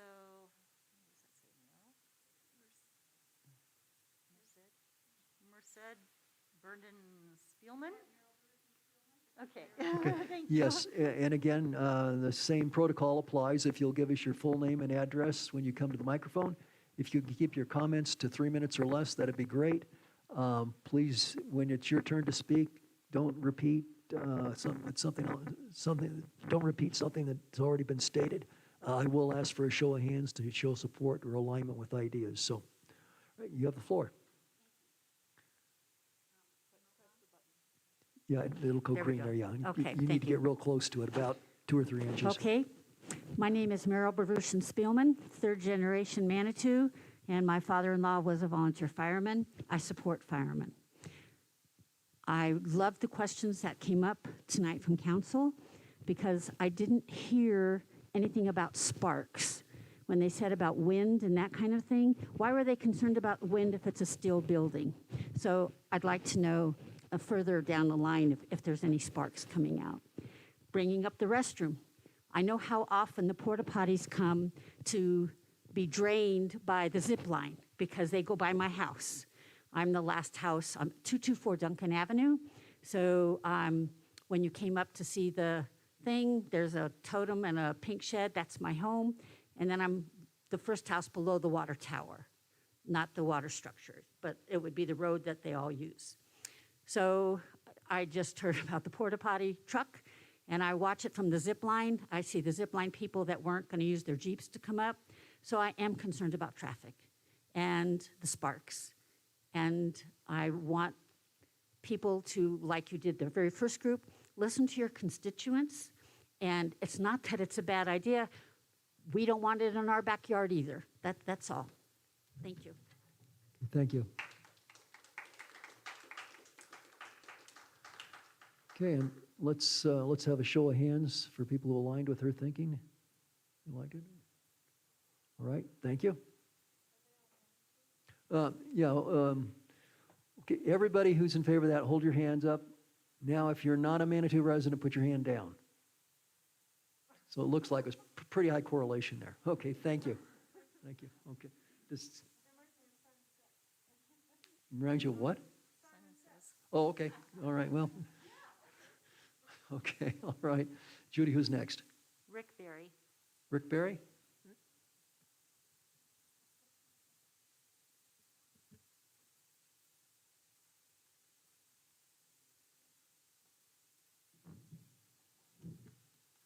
Good evening, council. My name is Rick Berry. I live at 115 Rock Road.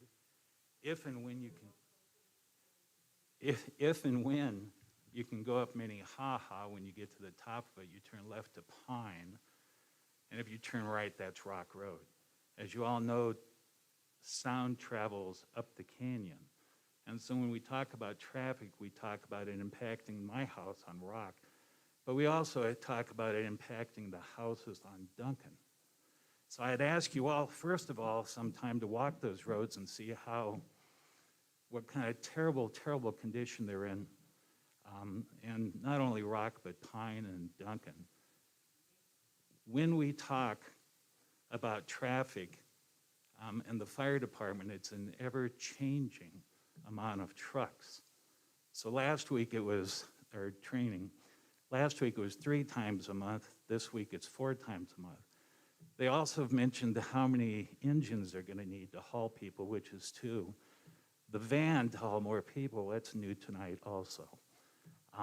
We just found out about a dumpster that they're going to fill with ash and water. Well, that's another vehicle.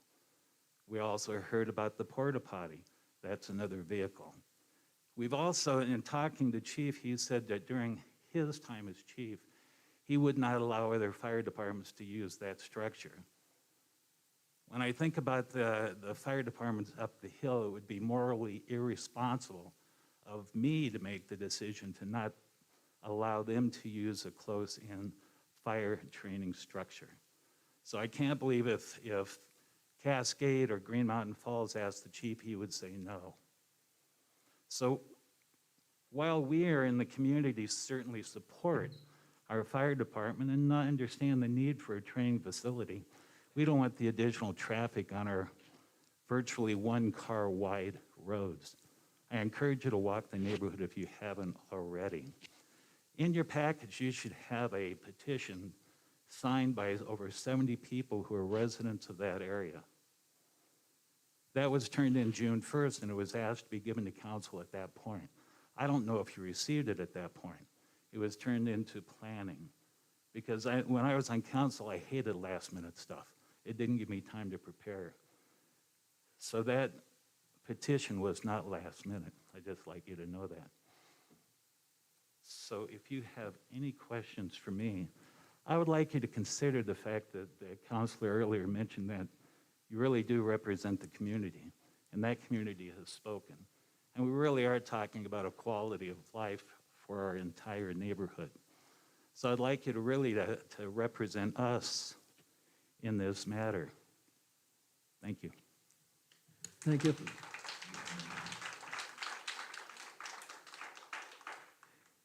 And again, a show of hands, please. And if you're not a Manitou resident, if you now put your hand down. Okay, thank you.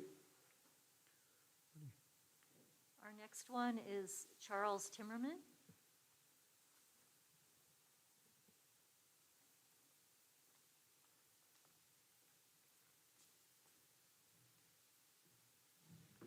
Good evening. My name is Charles Timmerman. I live at 210 Mesa Avenue, just a couple of blocks down from Merrill.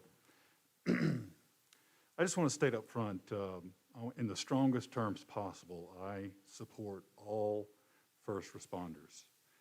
And I also support the fire department being able to train because I want well-trained firemen.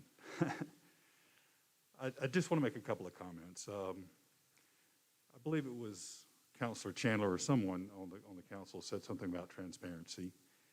And it seems to me, with the information that I have at the moment, that there has been some lack of transparency on this issue. I didn't know, for instance, that the first proposal was voted down. I am new to the area, so that maybe that's it. But it just seems that, again, with the information that I have, that some things have been done without properly informing the community. And so I would ask you to make sure that there's plenty of transparency in this. The other thing is there's a lot of infrastructure problems some of that was brought up. Fire hydrants that don't work, for example, seem to be a higher priority to me than getting a training facility. If they're well trained but they don't have water, that's a problem. So I think what I would ask you to do is look at the whole situation, listen to what the community is saying, look at the total needs of the community, and prioritize what's most important. And thank you. Thank you. And again, a show of hands again, please. Okay, and if you're not a Manitou resident, if you'd put your hand down. Okay, thank you. Now you put your hands down. Appreciate it. Okay. Okay, our next one is Dorothy Earley.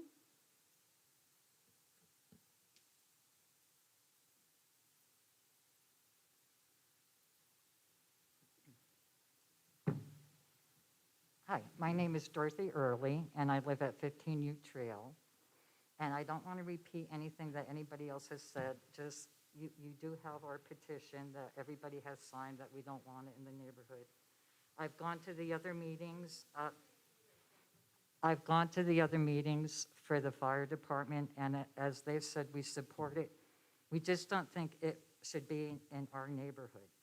Now, when I went to the other meetings, they had said that they wanted a source near water. Now, my concern is that our water is really a limited resource.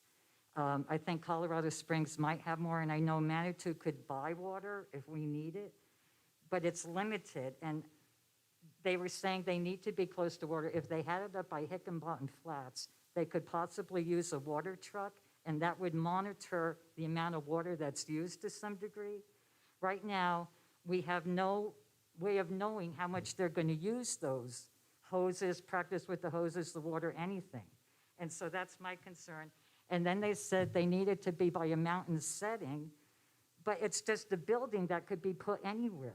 If they're not going to be cutting trees down, climbing trees, burning trees, it's a building that could be put anywhere. We were told they didn't want it by the public works because of the traffic. Now, I live on Ute Trail. Regardless of whatever construction was going on the weekends, we have continual traffic from the tourists that don't know where they're going, and the traffic is backed up to the roundabout by Serpentine Drive all the way to Tubby's. So the traffic's already a problem, and I mean, we just don't need any more. And so I don't think I've left anything out, just the water is a limited resource. Is my one concern besides traffic and everything else. I don't think anybody's really thinking about the amount of water that's going to be used. And so that's really all I have to say. And just please support us. We've all signed that petition. And we want the fire department to have it just possibly someplace else, if somebody could think about that. All right, and thank you for listening to me. Okay, thank you.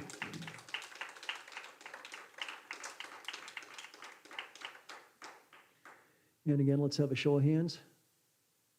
Okay, and if you're not a Manitou resident, please put your hands down. Okay, thank you. All right, next. That was the end of the green cards for people that were here tonight. We did receive 5 agenda comment cards, and those are emails, and those were all sent out to council prior to the meeting.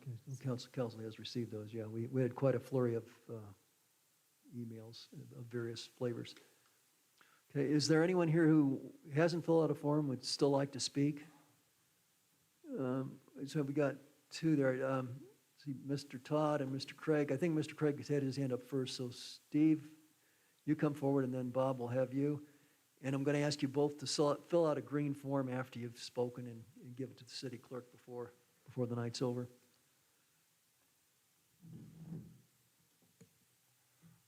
My name's Steve Craig. Live at 212 Duncan Avenue. Lived in Manitou 66 years. And my problem, I mean, I concur with what the other people have said. Steve, you need to stay real close to the mic. Okay. I concur with what other people said, but one of the problems here that's going on is we've had 2 meetings that were supposed to be about the proposed site. They weren't about the proposed site. Tonight's meeting is whether you're going to have a contractor do this. There was never any letters or any asking of the neighborhood if this could happen up there.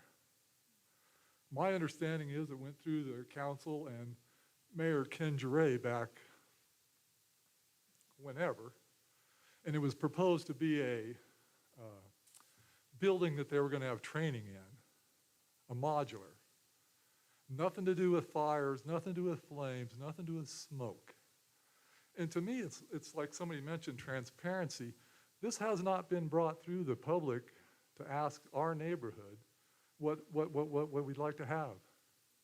That petition was put together in 2 days. If we needed more days, we'd got a whole lot more signatures.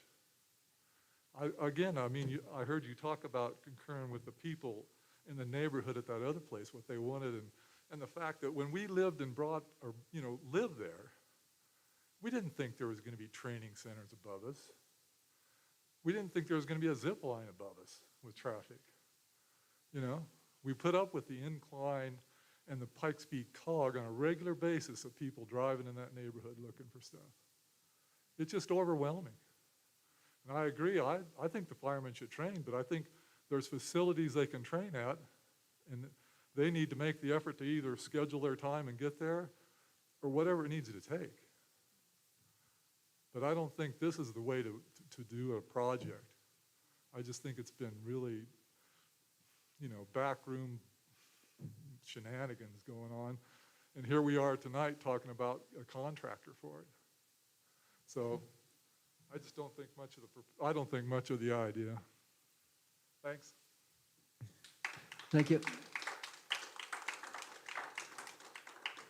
And let's do the show of hands. And if you're not a Manitou resident, if you'd bring your hand down. Okay, now, thank you all. Looks like everybody was a Manitou resident on that. Mr. Todd?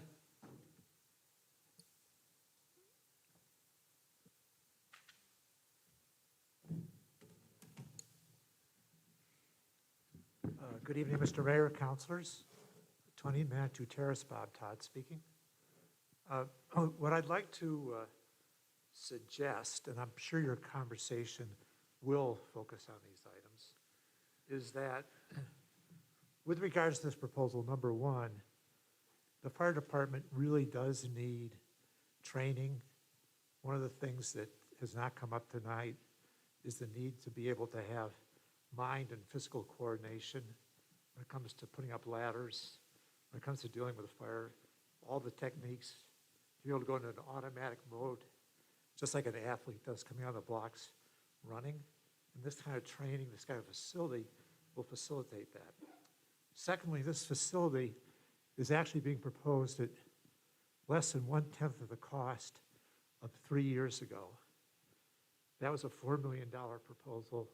This is less than $400,000 out of pocket for the city. So huge progress here. What's not been addressed is, number one, the streets, which is a separate issue, but really does need to be addressed in that area. Number two, the site itself, in the use of the site, has not been clearly defined and laid out. I think this discussion points that out.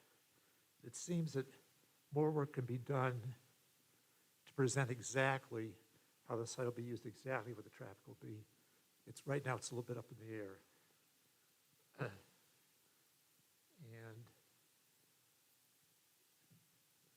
I think the other questions about traffic sparks, the restroom facilities, I think these can all be, to just pick a term, can be negotiated and a compromise can be found.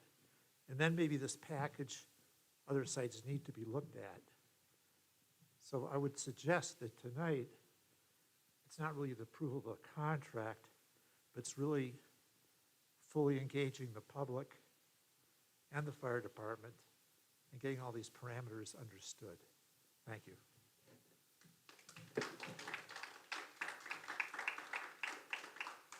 And again, show of hands. Okay, and if you're not a Manitou resident, bring your hand down. Okay, thank you. Okay, is there anyone else? I see we have two hands. I think the lady at the back wall was first, and then we'll have the lady in the black dress. Okay.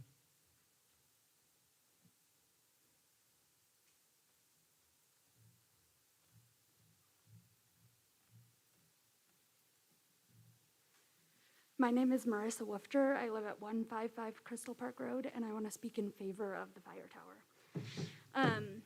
A few reasons to, just going off comments that have been made tonight. The tower was not voted down before. It was the money to fund the tower. They have since then secured funds from other places due to that feedback from the community. As far as the changes, those have also been due to community feedback. They are trying to make sure that their residents are heard and that they are doing this in a way that residents understand and agree with. I live on Crystal Park Road. It's a busy road.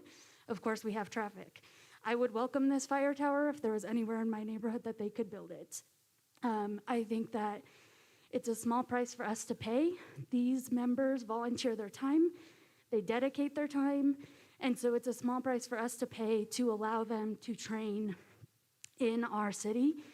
I'm an elementary school teacher, and we, of course, go through training as well. It's important for kids to be in school, but we have to go through that training first. That's just like our firefighters. They need this facility where they can train and build those skills while also being able to respond to calls in a timely manner. So I would say just overall, this is a small price for us to pay by having a fire tower that this fire department can train in order to provide high quality service to the residents, which is their goal. Thank you. And if you, Could you grab one of those green forms, and then that helps us with the minutes, at the very least, we need that. Okay, I'll ask for a show of hands on that. Okay. And take your hands down if you're not a Manitou resident. Okay, thank you. All right, and I believe we had the lady in the black dress. If you'd come forward, please.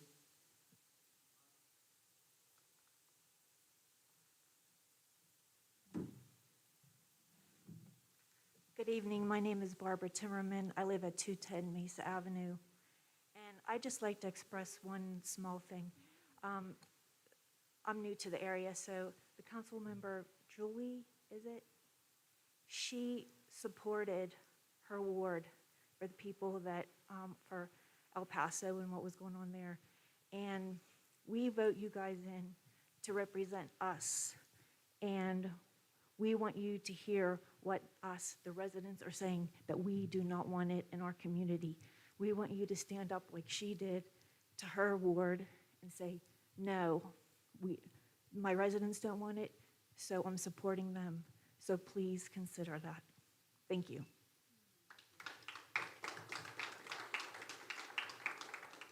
Thank you. Show of hands. Okay. If you're not a Manitou resident, hands down. Okay, thank you. All right, I think we've pretty well gone through a public comment exercise here. We've had quite a bit of comment tonight. I will also mention something that may not be obvious to the audience, but City Council has received an enormous number of emails of both flavors. We've received quite a few letters, I think, that were articulate and well considered, well thought out. I will mention that in our packet, we did have the petition. This was the first, I only became aware of it Thursday or Friday of this last week. So although it may have been presented somewhere to a city office in June, this was news to me, and I think it was news to the other members of council as well. Notwithstanding, we understand those are the signatures of residents, and that does, obviously carry weight. Council, do you have questions, concerns? Julie?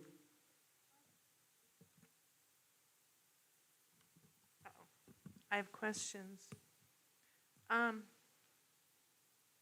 not really, and maybe this calls for more public engagement. If I have the same question, maybe the public has the same question. I don't know. I did not personally attend the public engagement sessions that they've had recently, but I've heard now different stories about how often this is going to be used. Up until tonight, I was assured it would be no more than twice a month. I was assured there would only be a fire truck and the water truck, and at the very most, one other vehicle, whereas tonight it could be up to 4 or more, and it sounded really loosey-goosey. Thank you, Judith. It never even occurred to me that maybe somebody might need to use the bathroom. And it sounds like the porta potties proposal is a lot less expensive than a bathroom, but requires necessarily all that much more traffic. So that's something I hadn't considered before that is worth looking at because traffic is such a concern. I have questions, and I don't know the answer, about what, if any, street improvements up there can be done to make it safer or easier to navigate, because I know how insanely narrow those roads are. But I don't know if we could expedite road improvements in that area and reallocate or reprioritize to address those streets if in fact this is going to go through, so that we're at least providing as safe and appropriate street as possible.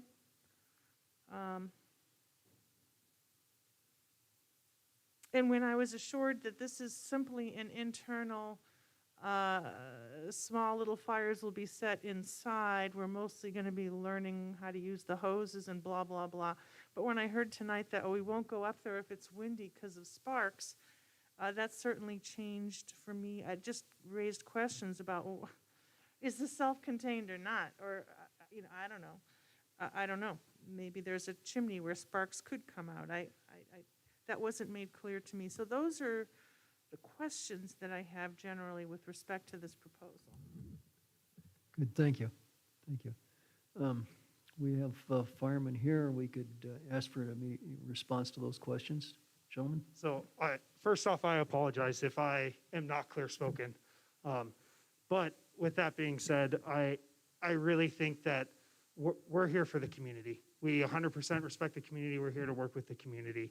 If there needs to be certain prescriptions on the exact number of vehicles, the exact number of times we go up and train, the exact number of times we do things and how we do it, we have no issue working with the community coming to an appropriate agreement. Again, Chief Forset's not here. I don't know exactly where those numbers came from. I know what Chief Forset and I have talked about. So my job was to relay some of that information. And if I came across not sounding appropriate or confident in my answers, I 100% apologize for that. I have no issue. I think Captain Perkins will say the same and Chief Forset will say the same. If the community wants certain prescriptions on how we do things, then I have no issue working with them. In terms of sparks, there's no chimney inside the building. Everything is contained. We have windows that will be closed when we're burning, opened when they're done.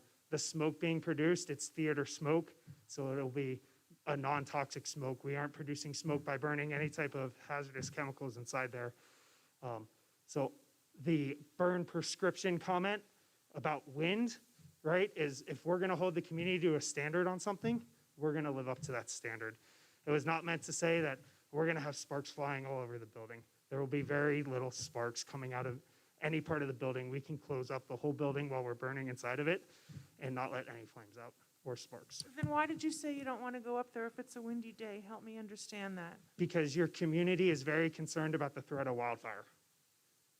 So it's not anything real. It's just if they're going to feel better, then fine. But there's no way we could have a fire anyway because it's indoors. So before I came to this meeting, I spent about 3 hours today reaching out to people who are involved with burn towers across the country, building them, developing the training for them, training the instructors. They're the same people who trained me, and I also looked around. There is no training tower in the country that has started a wildland fire. Okay. How often will the porta potties likely have to get emptied? I hadn't even considered the traffic of those darn things going up and down those tiny little streets. So when we go to trainings across the county, very rarely do we have use of the facilities. So I do not expect them being used very often or emptied very often. The majority of the time we'll be training will be in 2 to 4 hour increments. There will be very few times where we'll be up there for multiple hours in a day. So does that mean once a month, twice a month, once a year? You don't know? I'm not a porta potty expert. Again, if the community, if the community has requirements that they want on vehicles, we're more than willing to discuss that and work with the community so we can come to an appropriate solution on those exact details. And again, we're community servants. We fully expect to be held accountable to whatever those standards are.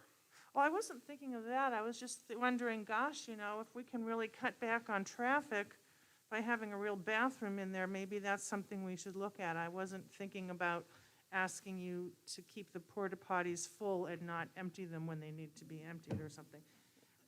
Okay. So the feedback throughout all the community engagement has been cost. And so as we were going to this, we designed the absolute bare minimum cost. And part of that involved removing facilities. Thank you. Mayor Pro Tem? Thanks. I've made no secret of the fact that my biggest fear serving on council is that the city will burn down while I'm on council. I'm absolutely serious about that. That to me is the worst thing that could happen while I'm in a leadership position. And I want to start out this by saying that I am strongly supportive of this. No neighborhood wants this. I mean, we've seen that before. It's the concerns are pretty similar across the city. We've seen it in other areas, and in other things, it's not as critical a need as having good training for our fire department is. It's been discussed for at least 4 years, if not longer. And with climate change and the risk of fire going up, I don't want to kick this down the road any further. I want to get this done. We've gotten lots of emails, as the mayor mentioned, from people who support this. So it's not, it appeared tonight like most people were against it, but judging from the emails I've gotten, that is not the case. And I don't want to lose firefighters and our volunteers because of morale issues.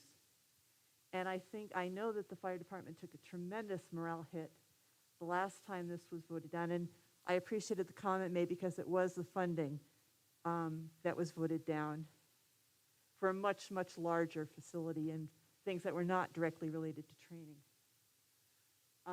So I just wanted to make those comments and to say that I couldn't support this more. Thank you. Thank you. Councilor Chandler? Thank you. So in the spirit of transparency, I want to be really honest with all of you and tell you that this is one of the most difficult decisions I have ever been called upon to make. On one side, I'm very clear who I work for. I work for the people that voted me into office. I am your employee. As your employee, one of my jobs that I take very seriously is your health, safety, and welfare. And I'm also looking at the people in blue who serve us with incredible dedication, taking risks every day on our behalf. And I want our firefighters to feel supported. I want them to feel that they're adequately trained. And so this is really difficult for me. I did hear a couple things tonight. I want to address one thing, and that is traffic. You know, I live on Becker's Lane, and I got to tell you, fire trucks and ambulances are not my traffic problem.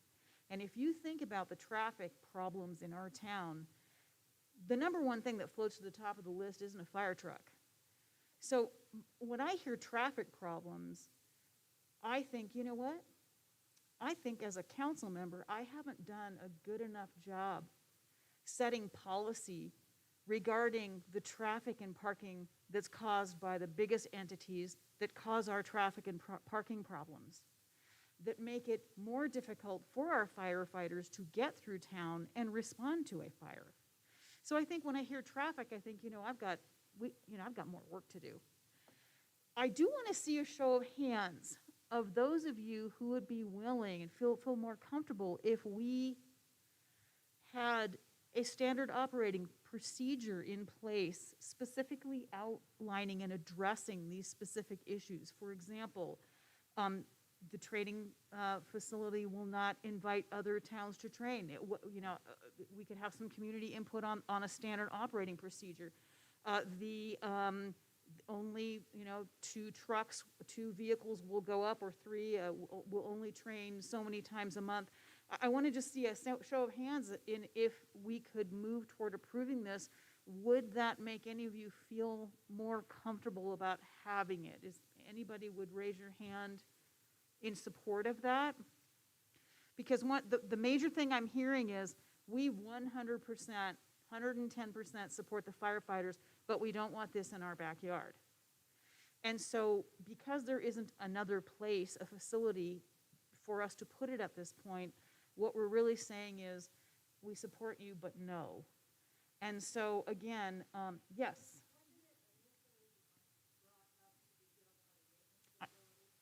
I don't know if she has to come to the microphone, or I don't know what the protocol is, sir. We're getting off topic here. We really are not entertaining a dialogue with the audience at this point. I just wanted to see a show of hands because I think this council would be very interested in doing something of that nature to make the citizens feel more included and have this in writing to address some of your fears. And I just wanted to throw that out there as a possibility. Thank you. Well, no, there's no comments from the audience at this point. We've entertained. No. Okay, she's calling for a show of hands. Anyone who wants to respond in the affirmative to what Councilor Chandler proposed, raise your hand now. Would you restate it, Judith? I'm proposing a standard operating procedure, which is a written document that the fire department must adhere to with regards to things that we've discussed tonight. For example, how many times a month will the fire department train there? how many vehicles will go up, and so on. How often the porta potties will be cleaned, or if there will be a bathroom, or whether or not you want other communities to train there. So I'm just saying that I want to think of empowering you to have more input in the process and still consider, having the training facility there if that is something that you'd be more comfortable with. I just wanted to see a show of hands. Does that answer your question? Okay, so let's have a show of hands in response to. This proposal is somewhat off topic. This is really not the business that we're here for tonight. Okay, so, okay, you're not recognized. This is not a time for public comment. We had time for public comment previously. We need to get on. In response to Councilor Chandler's question, if you want to raise your hand, please do so now. Okay, we have several hands, maybe half a dozen hands up. Okay, thank you. And just to add, we have a draft template of what that would look like if the community wanted to come to a written agreement on that. So we drafted one. Again, I totally support public process. I totally support the engagement of our community and would be more than willing to work with our community. But we do have a draft. Okay, good, thank you. Mayor? Mr. Mayor, if I may, we had Steve Brimner who was asking if he could speak. So just so you know, he has. Let's get him while we know we've got a Thank connection. you. Yeah. Okay. Okay, Steve, you have the floor. Yeah, I just like that I'm in support of the facility. I realize it's an unfair decision in my ward especially. However, the interests of the community outweigh the interests of some people in that neighborhood who have some fears that I don't believe are well grounded. So I just like to express my support for the fire facility. That's all. Thanks. Okay, thank you. All right. I believe Mr. Shada, I think you were next, and then Natalie.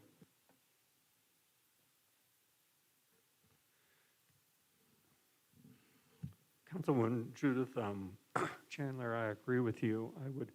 What I would propose that for me to support this, that we have a MOU of understanding between the city and the fire department in terms of exactly the parameters of use. And I think it sounds like to me there's already possibly a draft of that sort of ready. So the other just question I think the citizens who, we have the petition in front of you that was received on June 1st in, I believe, the planning department, 4 pages. And I just think from a standpoint of transparency, I'd like the staff to just talk about the rezoning application that is mentioned in their petition 2103 and 2104 and where we stand on that. Thank you. Yeah, Denise, if you would respond to that, or? Yeah, I'll respond since we don't have anybody in planning right now. When I first came on, they told me that this was zoned at a different level than for public works, and I said we need to go through the exact same zoning process that we would in any other area, even though as a city you may or may not have to do that. Then planning department found the correct zoning, and it was zoned correctly. I think I brought that up a couple of times, I may not have, but it is now zoned correctly. They found that. They have the documentation, so that is why we did not follow with the next public process on that. Thank you. So I just wanted to clarify that, so because it was in the petition here, so it is properly zoned as public facilities, correct? So I just wanted the public to know that. Thank you. Okay, yeah, that I think was a misconception that went back several years ago, and when it got rooted out, it turned out that things were where they should be. Well, I guess the reason why I wanted to go over it is we just had sort of a big contentious item with rezoning change. And given that was the first sentence in the public petition, I just thought we needed to go back over that and clarify that for people in the room. Thank you. That's a good point, yes, thank you. Okay, Natalie? Sure. Okay. So first, I guess I do also I look at this as a life or death situation that if I were to not provide a facility for training and anyone were to get hurt or worse in this community in a structural fire, I think I would personally take that to heart. And so I just want to make that point. But I also want to make the point that mobility, getting people around this community out of these vehicles is my #1 priority on council. And so I do feel like that is our future. And so it's hard to vote today on a project where we don't see what the future looks like, which is not having our visitors in these cars driving through our community. And so I just really want to make a point that I do hear that in that neighborhood, and I do feel like we can address that, and I intend to. Yeah, I guess those were my 2 points. Thank you. Yeah, what last part wasn't clear. Natalie, you're done anymore? Yes, those are my 2 Okay, points. thanks. Thank you. That was what it was. Okay. Yeah, I'd like to make a couple of comments here. Several years ago, I think it was actually about 4 years ago, the firemen had proposed development of a training center up at the Public Works Department. I think most of us remember that. It was a $4 million proposal. That was also at a time when the fire hydrants, if I remember correctly, hadn't been inspected sufficiently for several years. I think in the intervening time, we've seen several things happen. The cost of the proposed facility is less than 10% of what had been proposed. So certainly the firemen have tightened their belts and gone into a much more Spartan and functional approach in resolving this. We have, meanwhile, in the city, tried to get caught up on some infrastructure problems and fire hydrant problems. We're not 100% there yet, but I think we're making progress. I think it's time to move forward with thinking about fire training and supporting our firemen. Yeah, I agree that infrastructure is a huge problem. I've walked that neighborhood and many neighborhoods many times. I've also walked up on the periphery of town along the Inman Trail and the Ute Indian Trail. And one of the things that strikes me at times is I wonder why we haven't burned down already. There, you look at the homeless camps and things like that, and it really causes me concern. I think having a well-equipped and a well-trained fire department is a basic function of government. Whether or not we support the arts is one thing, we can argue that point, but public safety is critical. I can empathize with the neighborhood. After the firemen made their presentation 4 years ago and that went down, I know Chief Forsett and other firemen looked at trying to find a solution that would be acceptable to the community. And where they proposed to put it now is way out of the view shed. It's behind a bluff. It's out of sight, out of mind for most of us.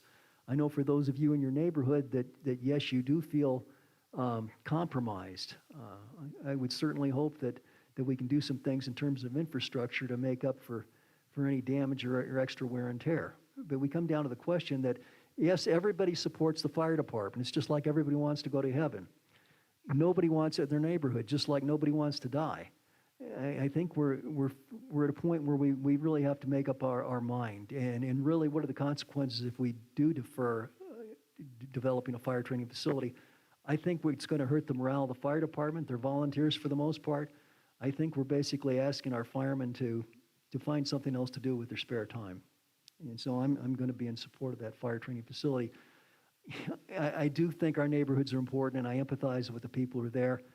My hope is that the construction impact will be temporary and minimal, that it'll be tolerable, and that the subsequent use of the area will be, acceptable. We all live with it. And I realize you're putting up with incline traffic and cog traffic. That's a problem. The whole west end of town, we're trying to fix that. So, I suffer from that like as you do. Maybe not quite as much in your neighborhood, but I can appreciate it. That's my 2 cents. Julie. So I have a question for you. How do you feel? Would you be open to requiring, whether it's an MOU that has been suggested or some other legally binding document, so that this would be approved only after, contingent upon and subject to that MOU? Or we would say you have to follow all the rules in Attachment A, Exhibit A. Would you be open to postponing this so that we could actually get what the, Chris, was that your name, with the firefighter? Yes, ma'am. the firefighter suggested that we already have kind of a rough draft of that. If the community could see that, if we could see it, and we knew there were definite limits on how often this can be used and how much traffic and what time and blah, blah, blah, would you be open to doing that rather than getting it voted on tonight? Julie, I think in a lot of respects, your proposal has merit.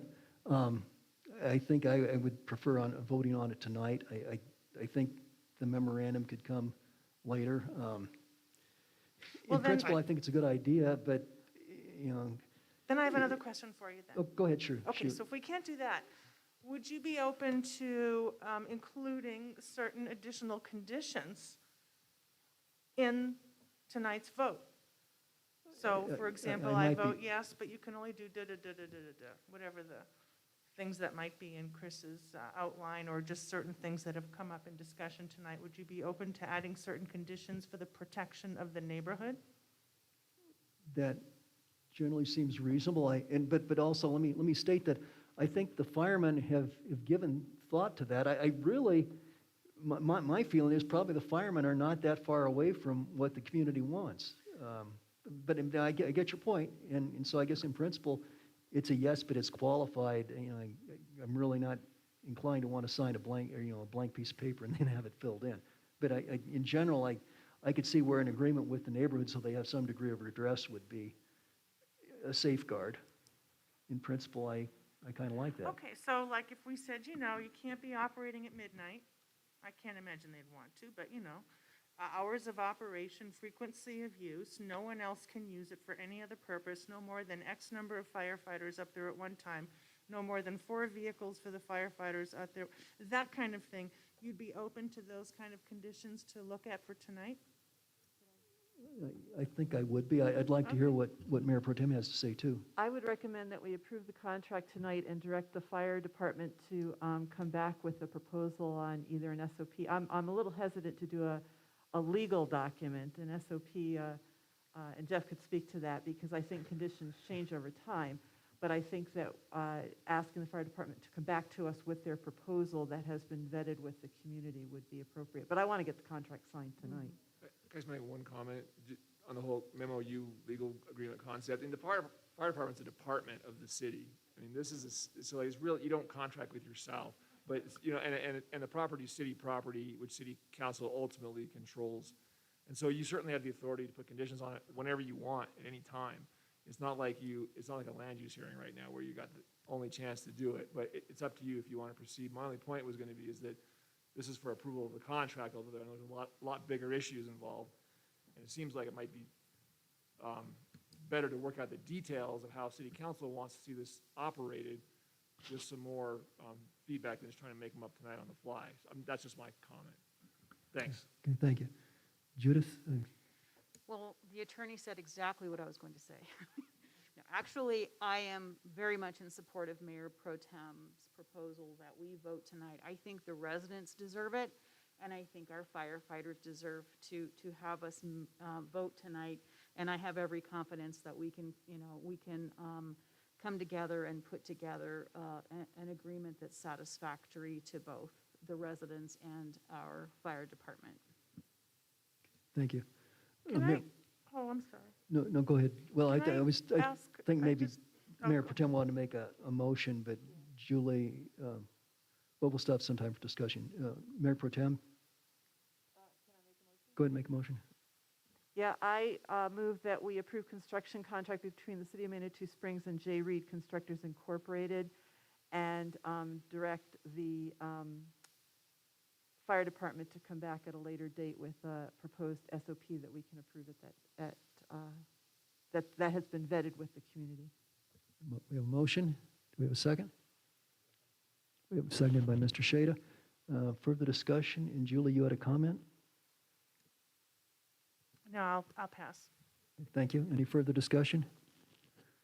Okay, so we have a motion and a second to approve the contract for the fire department with the understanding that they'll come back with some standard operating procedures that address the concerns of the neighborhood. Okay. Mr. Bremner, did you hear the motion? Yes, and I'm an aye. Okay. All in favor, say aye. Aye. And was Mr. Brennan voted aye? Okay, so the contract is approved. Okay, gentlemen, thank you. And with that, we will try to make sure that the concerns of the neighborhood continue to be addressed. Thank you all for your time tonight.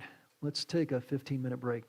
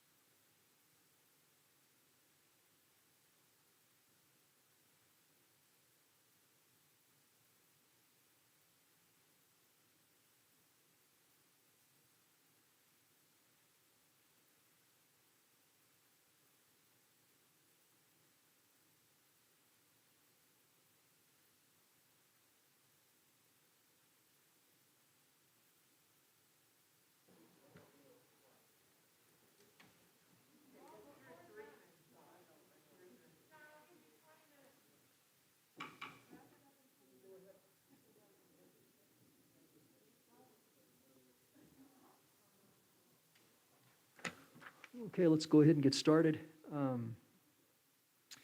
Let's see, item I3, consideration of resolution number 1221, a resolution adopting an updated universal fee schedule. Rebecca, you're here to explain it to us. You have the floor. Yes, this is actually a very simple change. As everyone knows, we do have a universal fee schedule, and we amend it by resolution when required. And in this case, it was determined that the unpermitted parking violation fees in residential permit parking areas on page 23 of the universal fee schedule should match the fines on page 22 for parking violations in metered parking. And that is what the SNP is on the memo, is showing that we've changed those fees to match those other fees. And then the universal fee schedule itself is attached to the memo just for documentation purposes. That is it. That is the only change to the fee schedule at this time.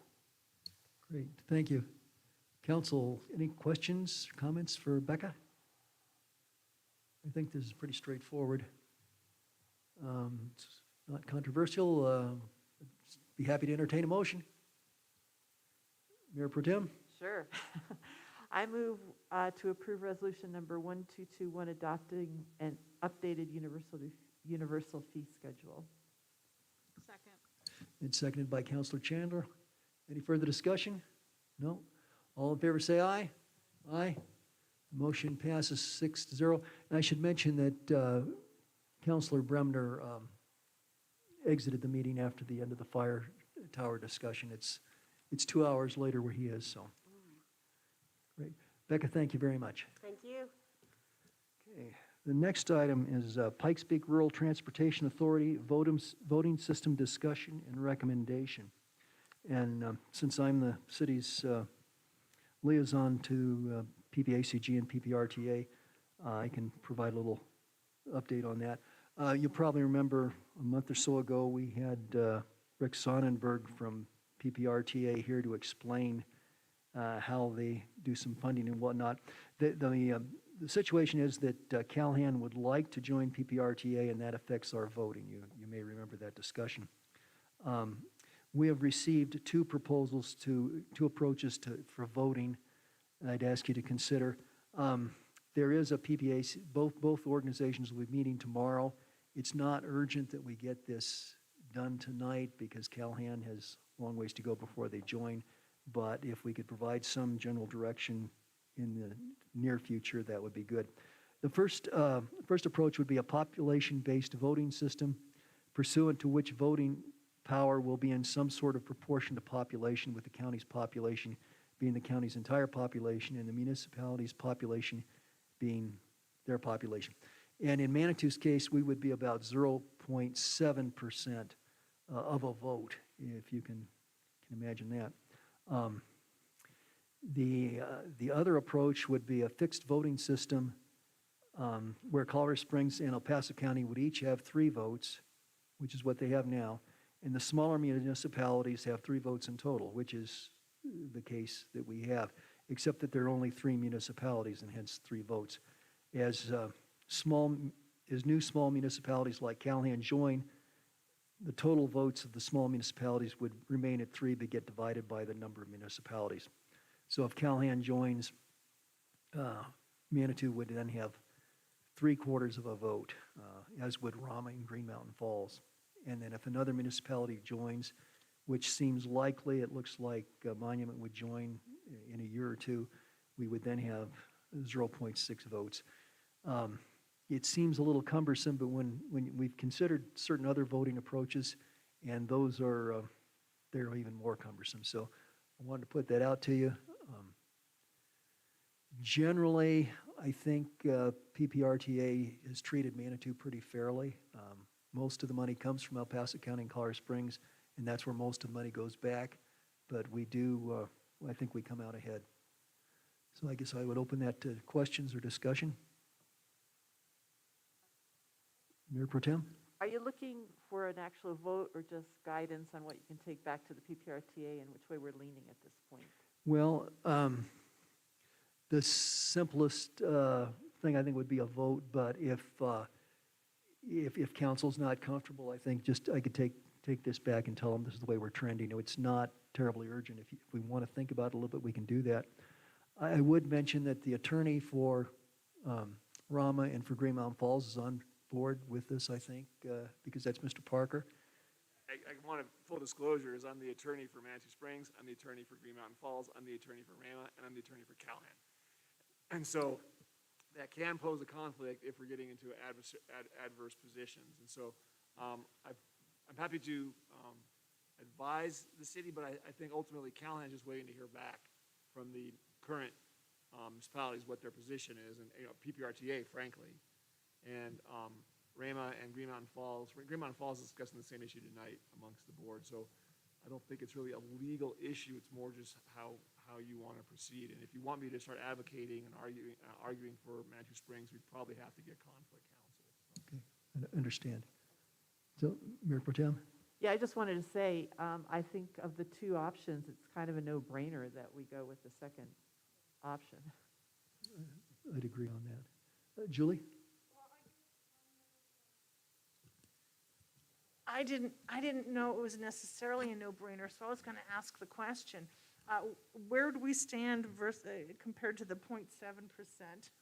Where would we stand under number one? Would that put us at 0.0001 or? Okay, under the first approach, we would be at 0.7%. Okay, so we would have a hardly measurable amount. However, that would put, Green Mountain Falls and Rama would be in a worse position than us. So if all the small communities got together, we would have almost not even speaking rights. It wouldn't amount to much. If we go with the second proposal, we would be at 3/4 of a vote, basically, 0.75. So we gain 5/100ths of a vote. If we go with number two, that's the No, big we'd gain we'd be about 9 times as much. It'd be, instead of 0.7%, it would be 75%. Not 75%, 0.75%, which is less than 1%. Okay. Am I reading that wrong? Help me. Okay, all right, so I can't imagine we're 75%. Colorado Springs would be 75% maybe, but we're not 75%. Colorado Springs would have 3 votes. El Paso County would have 3 votes. And then all the little municipalities combined would have 3 votes. So however many municipalities we have divided into 3. So if we added Callahan, that would be 4. So we'd have 3/4 of a vote, or 75%. If we base it on population, because there's such an enormous difference, it would be 0.7%. About 10 times the difference. And are these two choices, these are the only two choices? Well, these are the two that have been proposed. PPRTA we ask the attorney, our attorney, to come up with some sort of, to do some research and to come up with a proposal, and she did. And then we instructed her to confer with the attorneys for the various organizations, who of course included Mr. Parker, and this is what's come from it. So how come, if there are additional municipalities, why is it reasonable or fair or customary for us to have to dilute our vote based on those without any impact on Colorado Springs? Is it because the Colorado Springs and the county would have such a negligible impact that let's not bother? Or why on number 2 is it just the smaller municipalities that have to split that vote? Well, that doesn't seem, or maybe Jeff can address it. It just doesn't seem logical. Historically, okay, so when this got set up, each of the small municipalities have currently we have one representative with 1 vote, okay? El Paso County sends 3 of their commissioners, and so those 3 all get to vote. Same thing with Colorado Springs, 3 city council people, and they all vote. I guess what we could do if we added another, and this was discussed, if we added other municipalities, and let them each have 1 representative and 1 vote, then Colorado Springs and El Paso County would want to increase their ranks accordingly. So they would add another one. So, and then you suddenly have you see a trend where it becomes not 9, 10, 11, but it grows maybe 3 at a time, because each time there's a small municipality, for instance, Colorado Springs would want to add somebody, and so would El Paso County. This, I mean. Why would they want to add somebody? That's Well, not. basically because they say they generate most of the money, the sales tax, and they use most of the money. So, and basically the small communities, we don't generate nearly the money, and I think we take more out than we put in, and it works well for us. Also, with the management of PPRTA, they've got a couple people who are pretty clever at matching up grant money. So they help us with directing the money so that we can use the money and then get Well, they find us the matching. right, federal money. And that can be a real exercise in brain damage if you're not careful. I mean, I've tried to follow some of them. They've been doing this for a while. So I think it's a fairly fruitful arrangement. Okay, thank you for helping me with that. So I hope that helped. Yeah. So council, I would entertain either, we could have a motion to approve this. That doesn't mean it would necessarily become adopted by all of PPRTA, but we could move this along if we wanted to. If your sentiment is that you just want to suggest that that's what we do, that I think would be okay as well. Callahan's not going to join it could be by the end of the year or something. I think, Jeff, maybe you give some direction. Yeah, I think that they've got a question on the ballot, I believe. Yeah. To approve, their tax part of it, but they won't join until everybody at PPRTA agrees on how that can happen. Right. So it would provide some comfort and direction if the sooner we resolve this, if we can. Yeah, I mean, I actually got an email from PPRTA's attorney just an hour ago or so during our meeting, and my understanding was, and I know, Mayor, you're at the meeting, so you know more than I do, but is they're just looking for, just what does Manitou Springs prefer, and what would they prefer out of those options? I don't think it's like a hard and fast decision yet. Yeah. It's for their discussion, so. Okay, so, well, if we can take various action. If council doesn't have any objection, what I would propose then is that tomorrow I just state that Manitou prefers the second arrangement, if everybody's okay with that. So Jeff, do you think that's in our best interest? What What do you think is in our best interest, Jeff? That's my question. So I think ultimately, it's a matter of, do you want to have other small municipalities join? Does that serve Manitou Springs, or same thing for Raymond, same thing for Green Mountain Falls, or does Callahan or other municipalities joining in the future?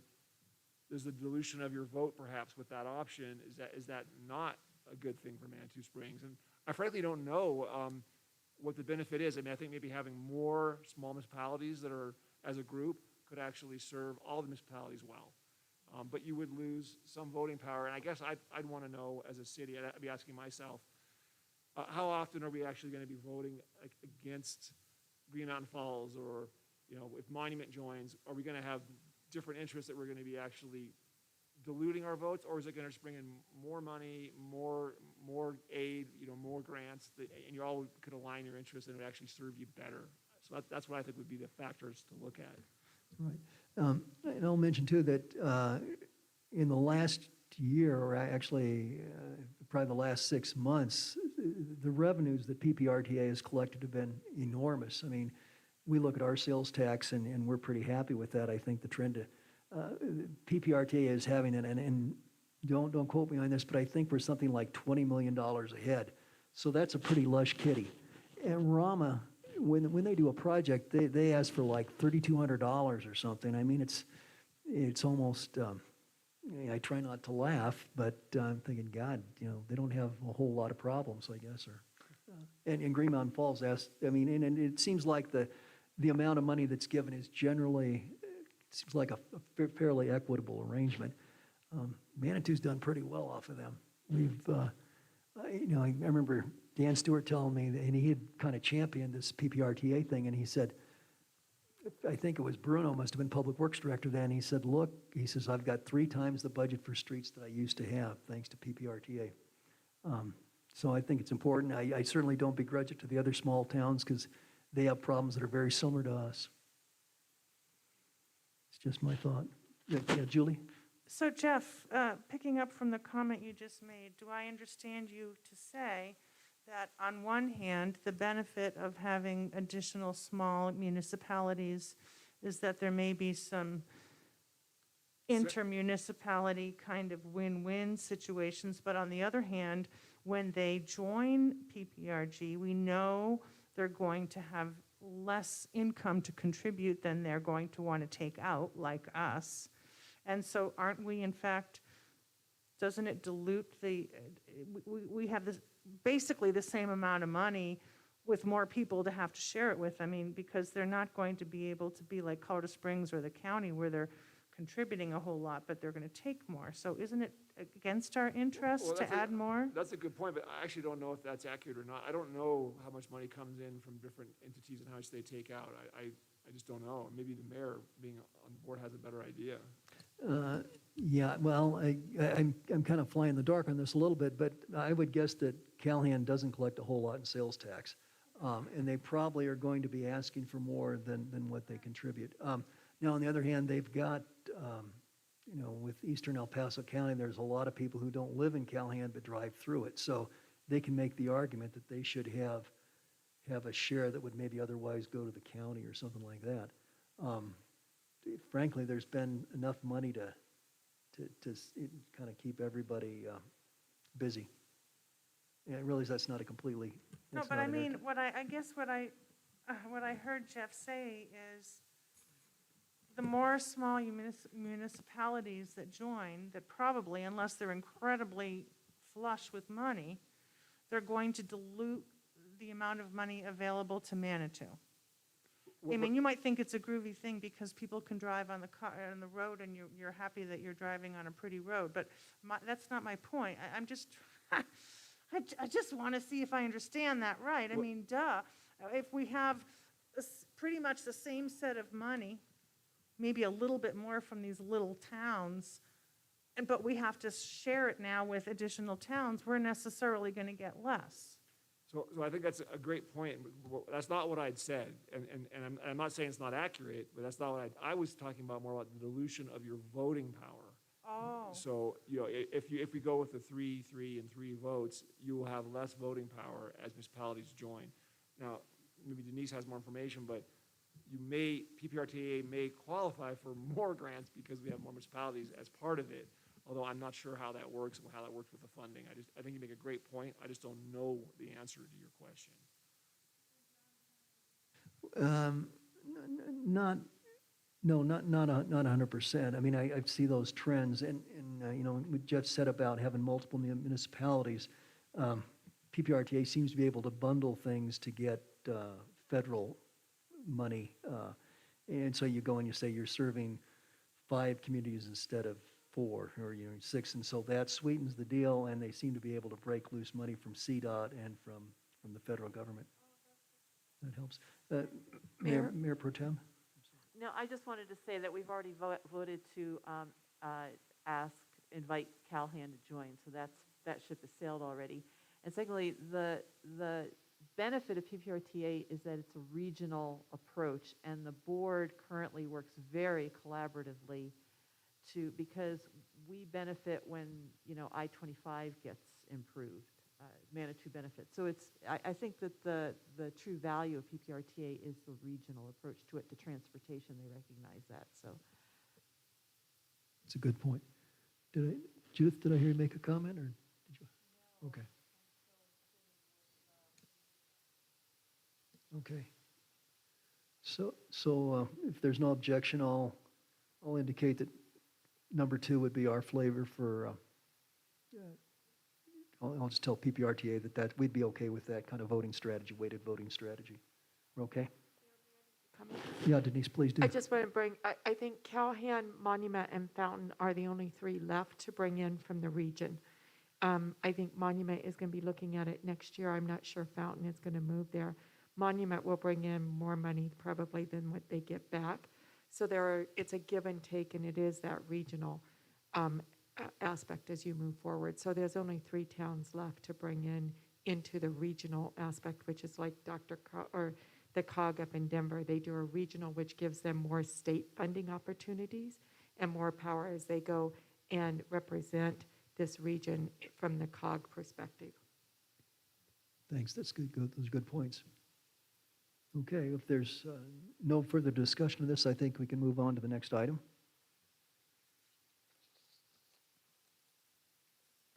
And that is a COVID-19 discussion.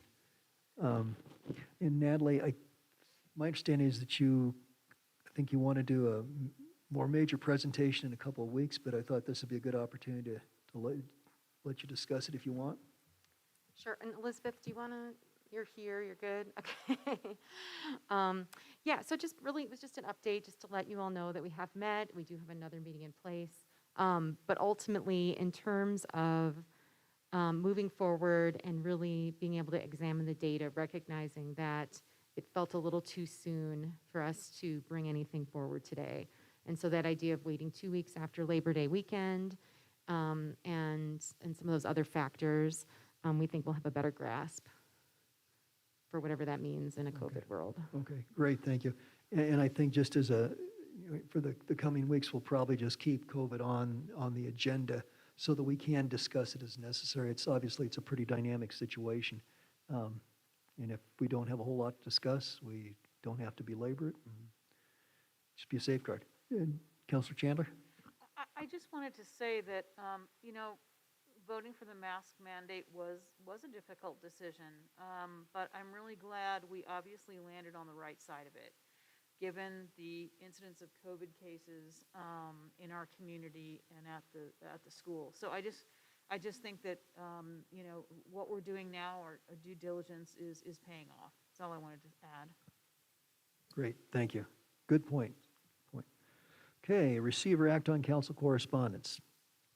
Anybody have anything? Mayor Pro Tem? Yeah, one thing quickly. I spoke with Mark Snyder the other day, and he remains very concerned about the redistricting issues. And we kind of passed on that earlier this year. But the more I hear about it, the more I've been getting a bit more educated, and it really is of great concern and impact on our city if it doesn't go right. I'm not saying necessarily that I know what right is, but lumping us in with Monument may not be right.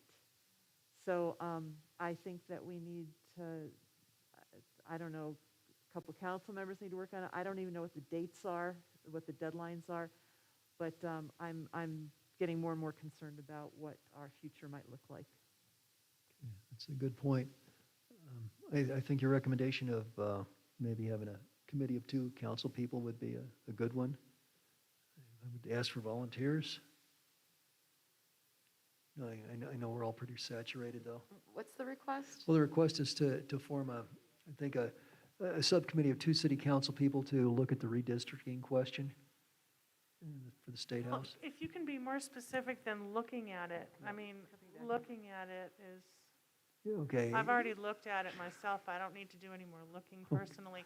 If Okay. you want, if we're talking about advocating on behalf of the city and making a recommendation to council to advocate that we don't want to dilute our vote with monument vote, that's something I don't think you need a subcommittee to do.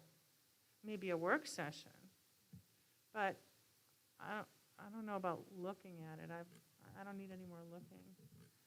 I'm concerned too, though. I think we should do something about it. Okay. Councilor Chandler? I'm just wondering if it wouldn't be worth our while to have someone who's an expert come and talk to us about it. I've been looking and following the news about it, but to tell you the truth, I would really love to hear someone who really can talk to us about the potential implications of this. Maybe we should have Mark or Pete Lee or one of our guys come and explain That it would be really helpful. and tell us the timeline too. Yeah. Okay, that's a good point. That's a good idea, Judy. Well then, so If we can get someone to come. Sorry, I can't, off the top, I don't have anybody in mind, but I just think maybe we could put our heads together. I'm sure someone in this room, has a good idea. I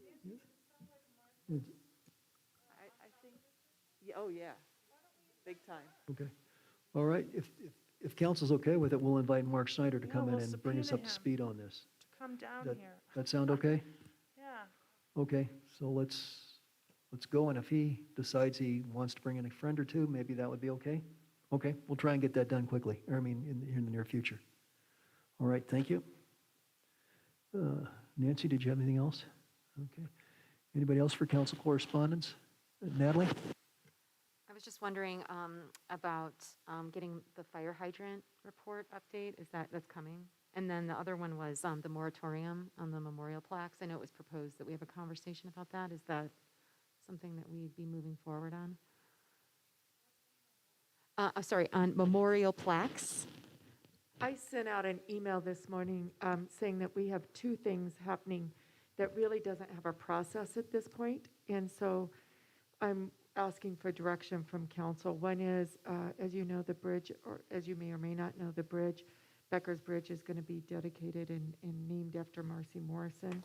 And then we have the Emma Crawford plaque that people are coming and asking for. And we don't have a process on how to do this.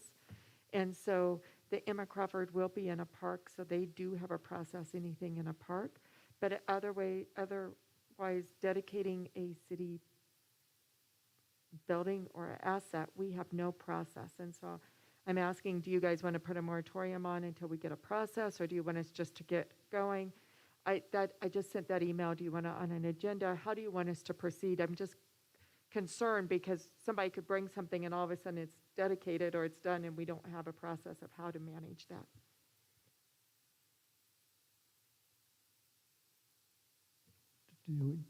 Does council want to have an agenda item on that?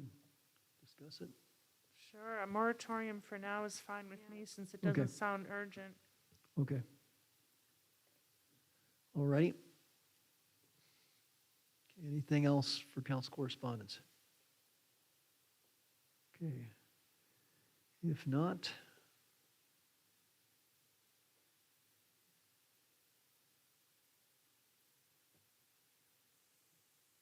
Denise, we'll have the city administrator's report, please. Sorry. I only have a couple of things. You guys probably saw the Wayfinder signs are up, and boy, were they used this weekend. They're really nice, and great job to Megan and Roy for making that happen. This was our last weekend for MOD manager on duty, which has been a huge success, I think, over the summer to really have somebody out there dealing with issues. And we did it with all the directors. They all took a weekend or a day or something, and then they got a day off in return for doing that. So this was our last weekend for that, but it was a big success over this summer, and we'll continue to monitor that. Great, thank you. And if you'll let all the city department heads who played a role in that express our appreciation to them for doing that extra duty. Okay, that takes us to item L1, an executive session. So we would, I'll read the title of the executive session, and then we'll need a motion to move into executive session. An executive session for a personnel matter regarding an employee or an applicant or employment, unless the employee or applicant requests an open meeting pursuant to Section 5.1A of the Manitou Springs Home Rule Charter concerning the city administrator's oversight of city employees and the city work environment. Do we have a motion? So moved. Do we have a motion? Second. And a second. Okay, all in favor, say aye. Aye. Okay, motion passes 6-0. Okay. If we can. Okay, we'll need a couple minutes to switch over.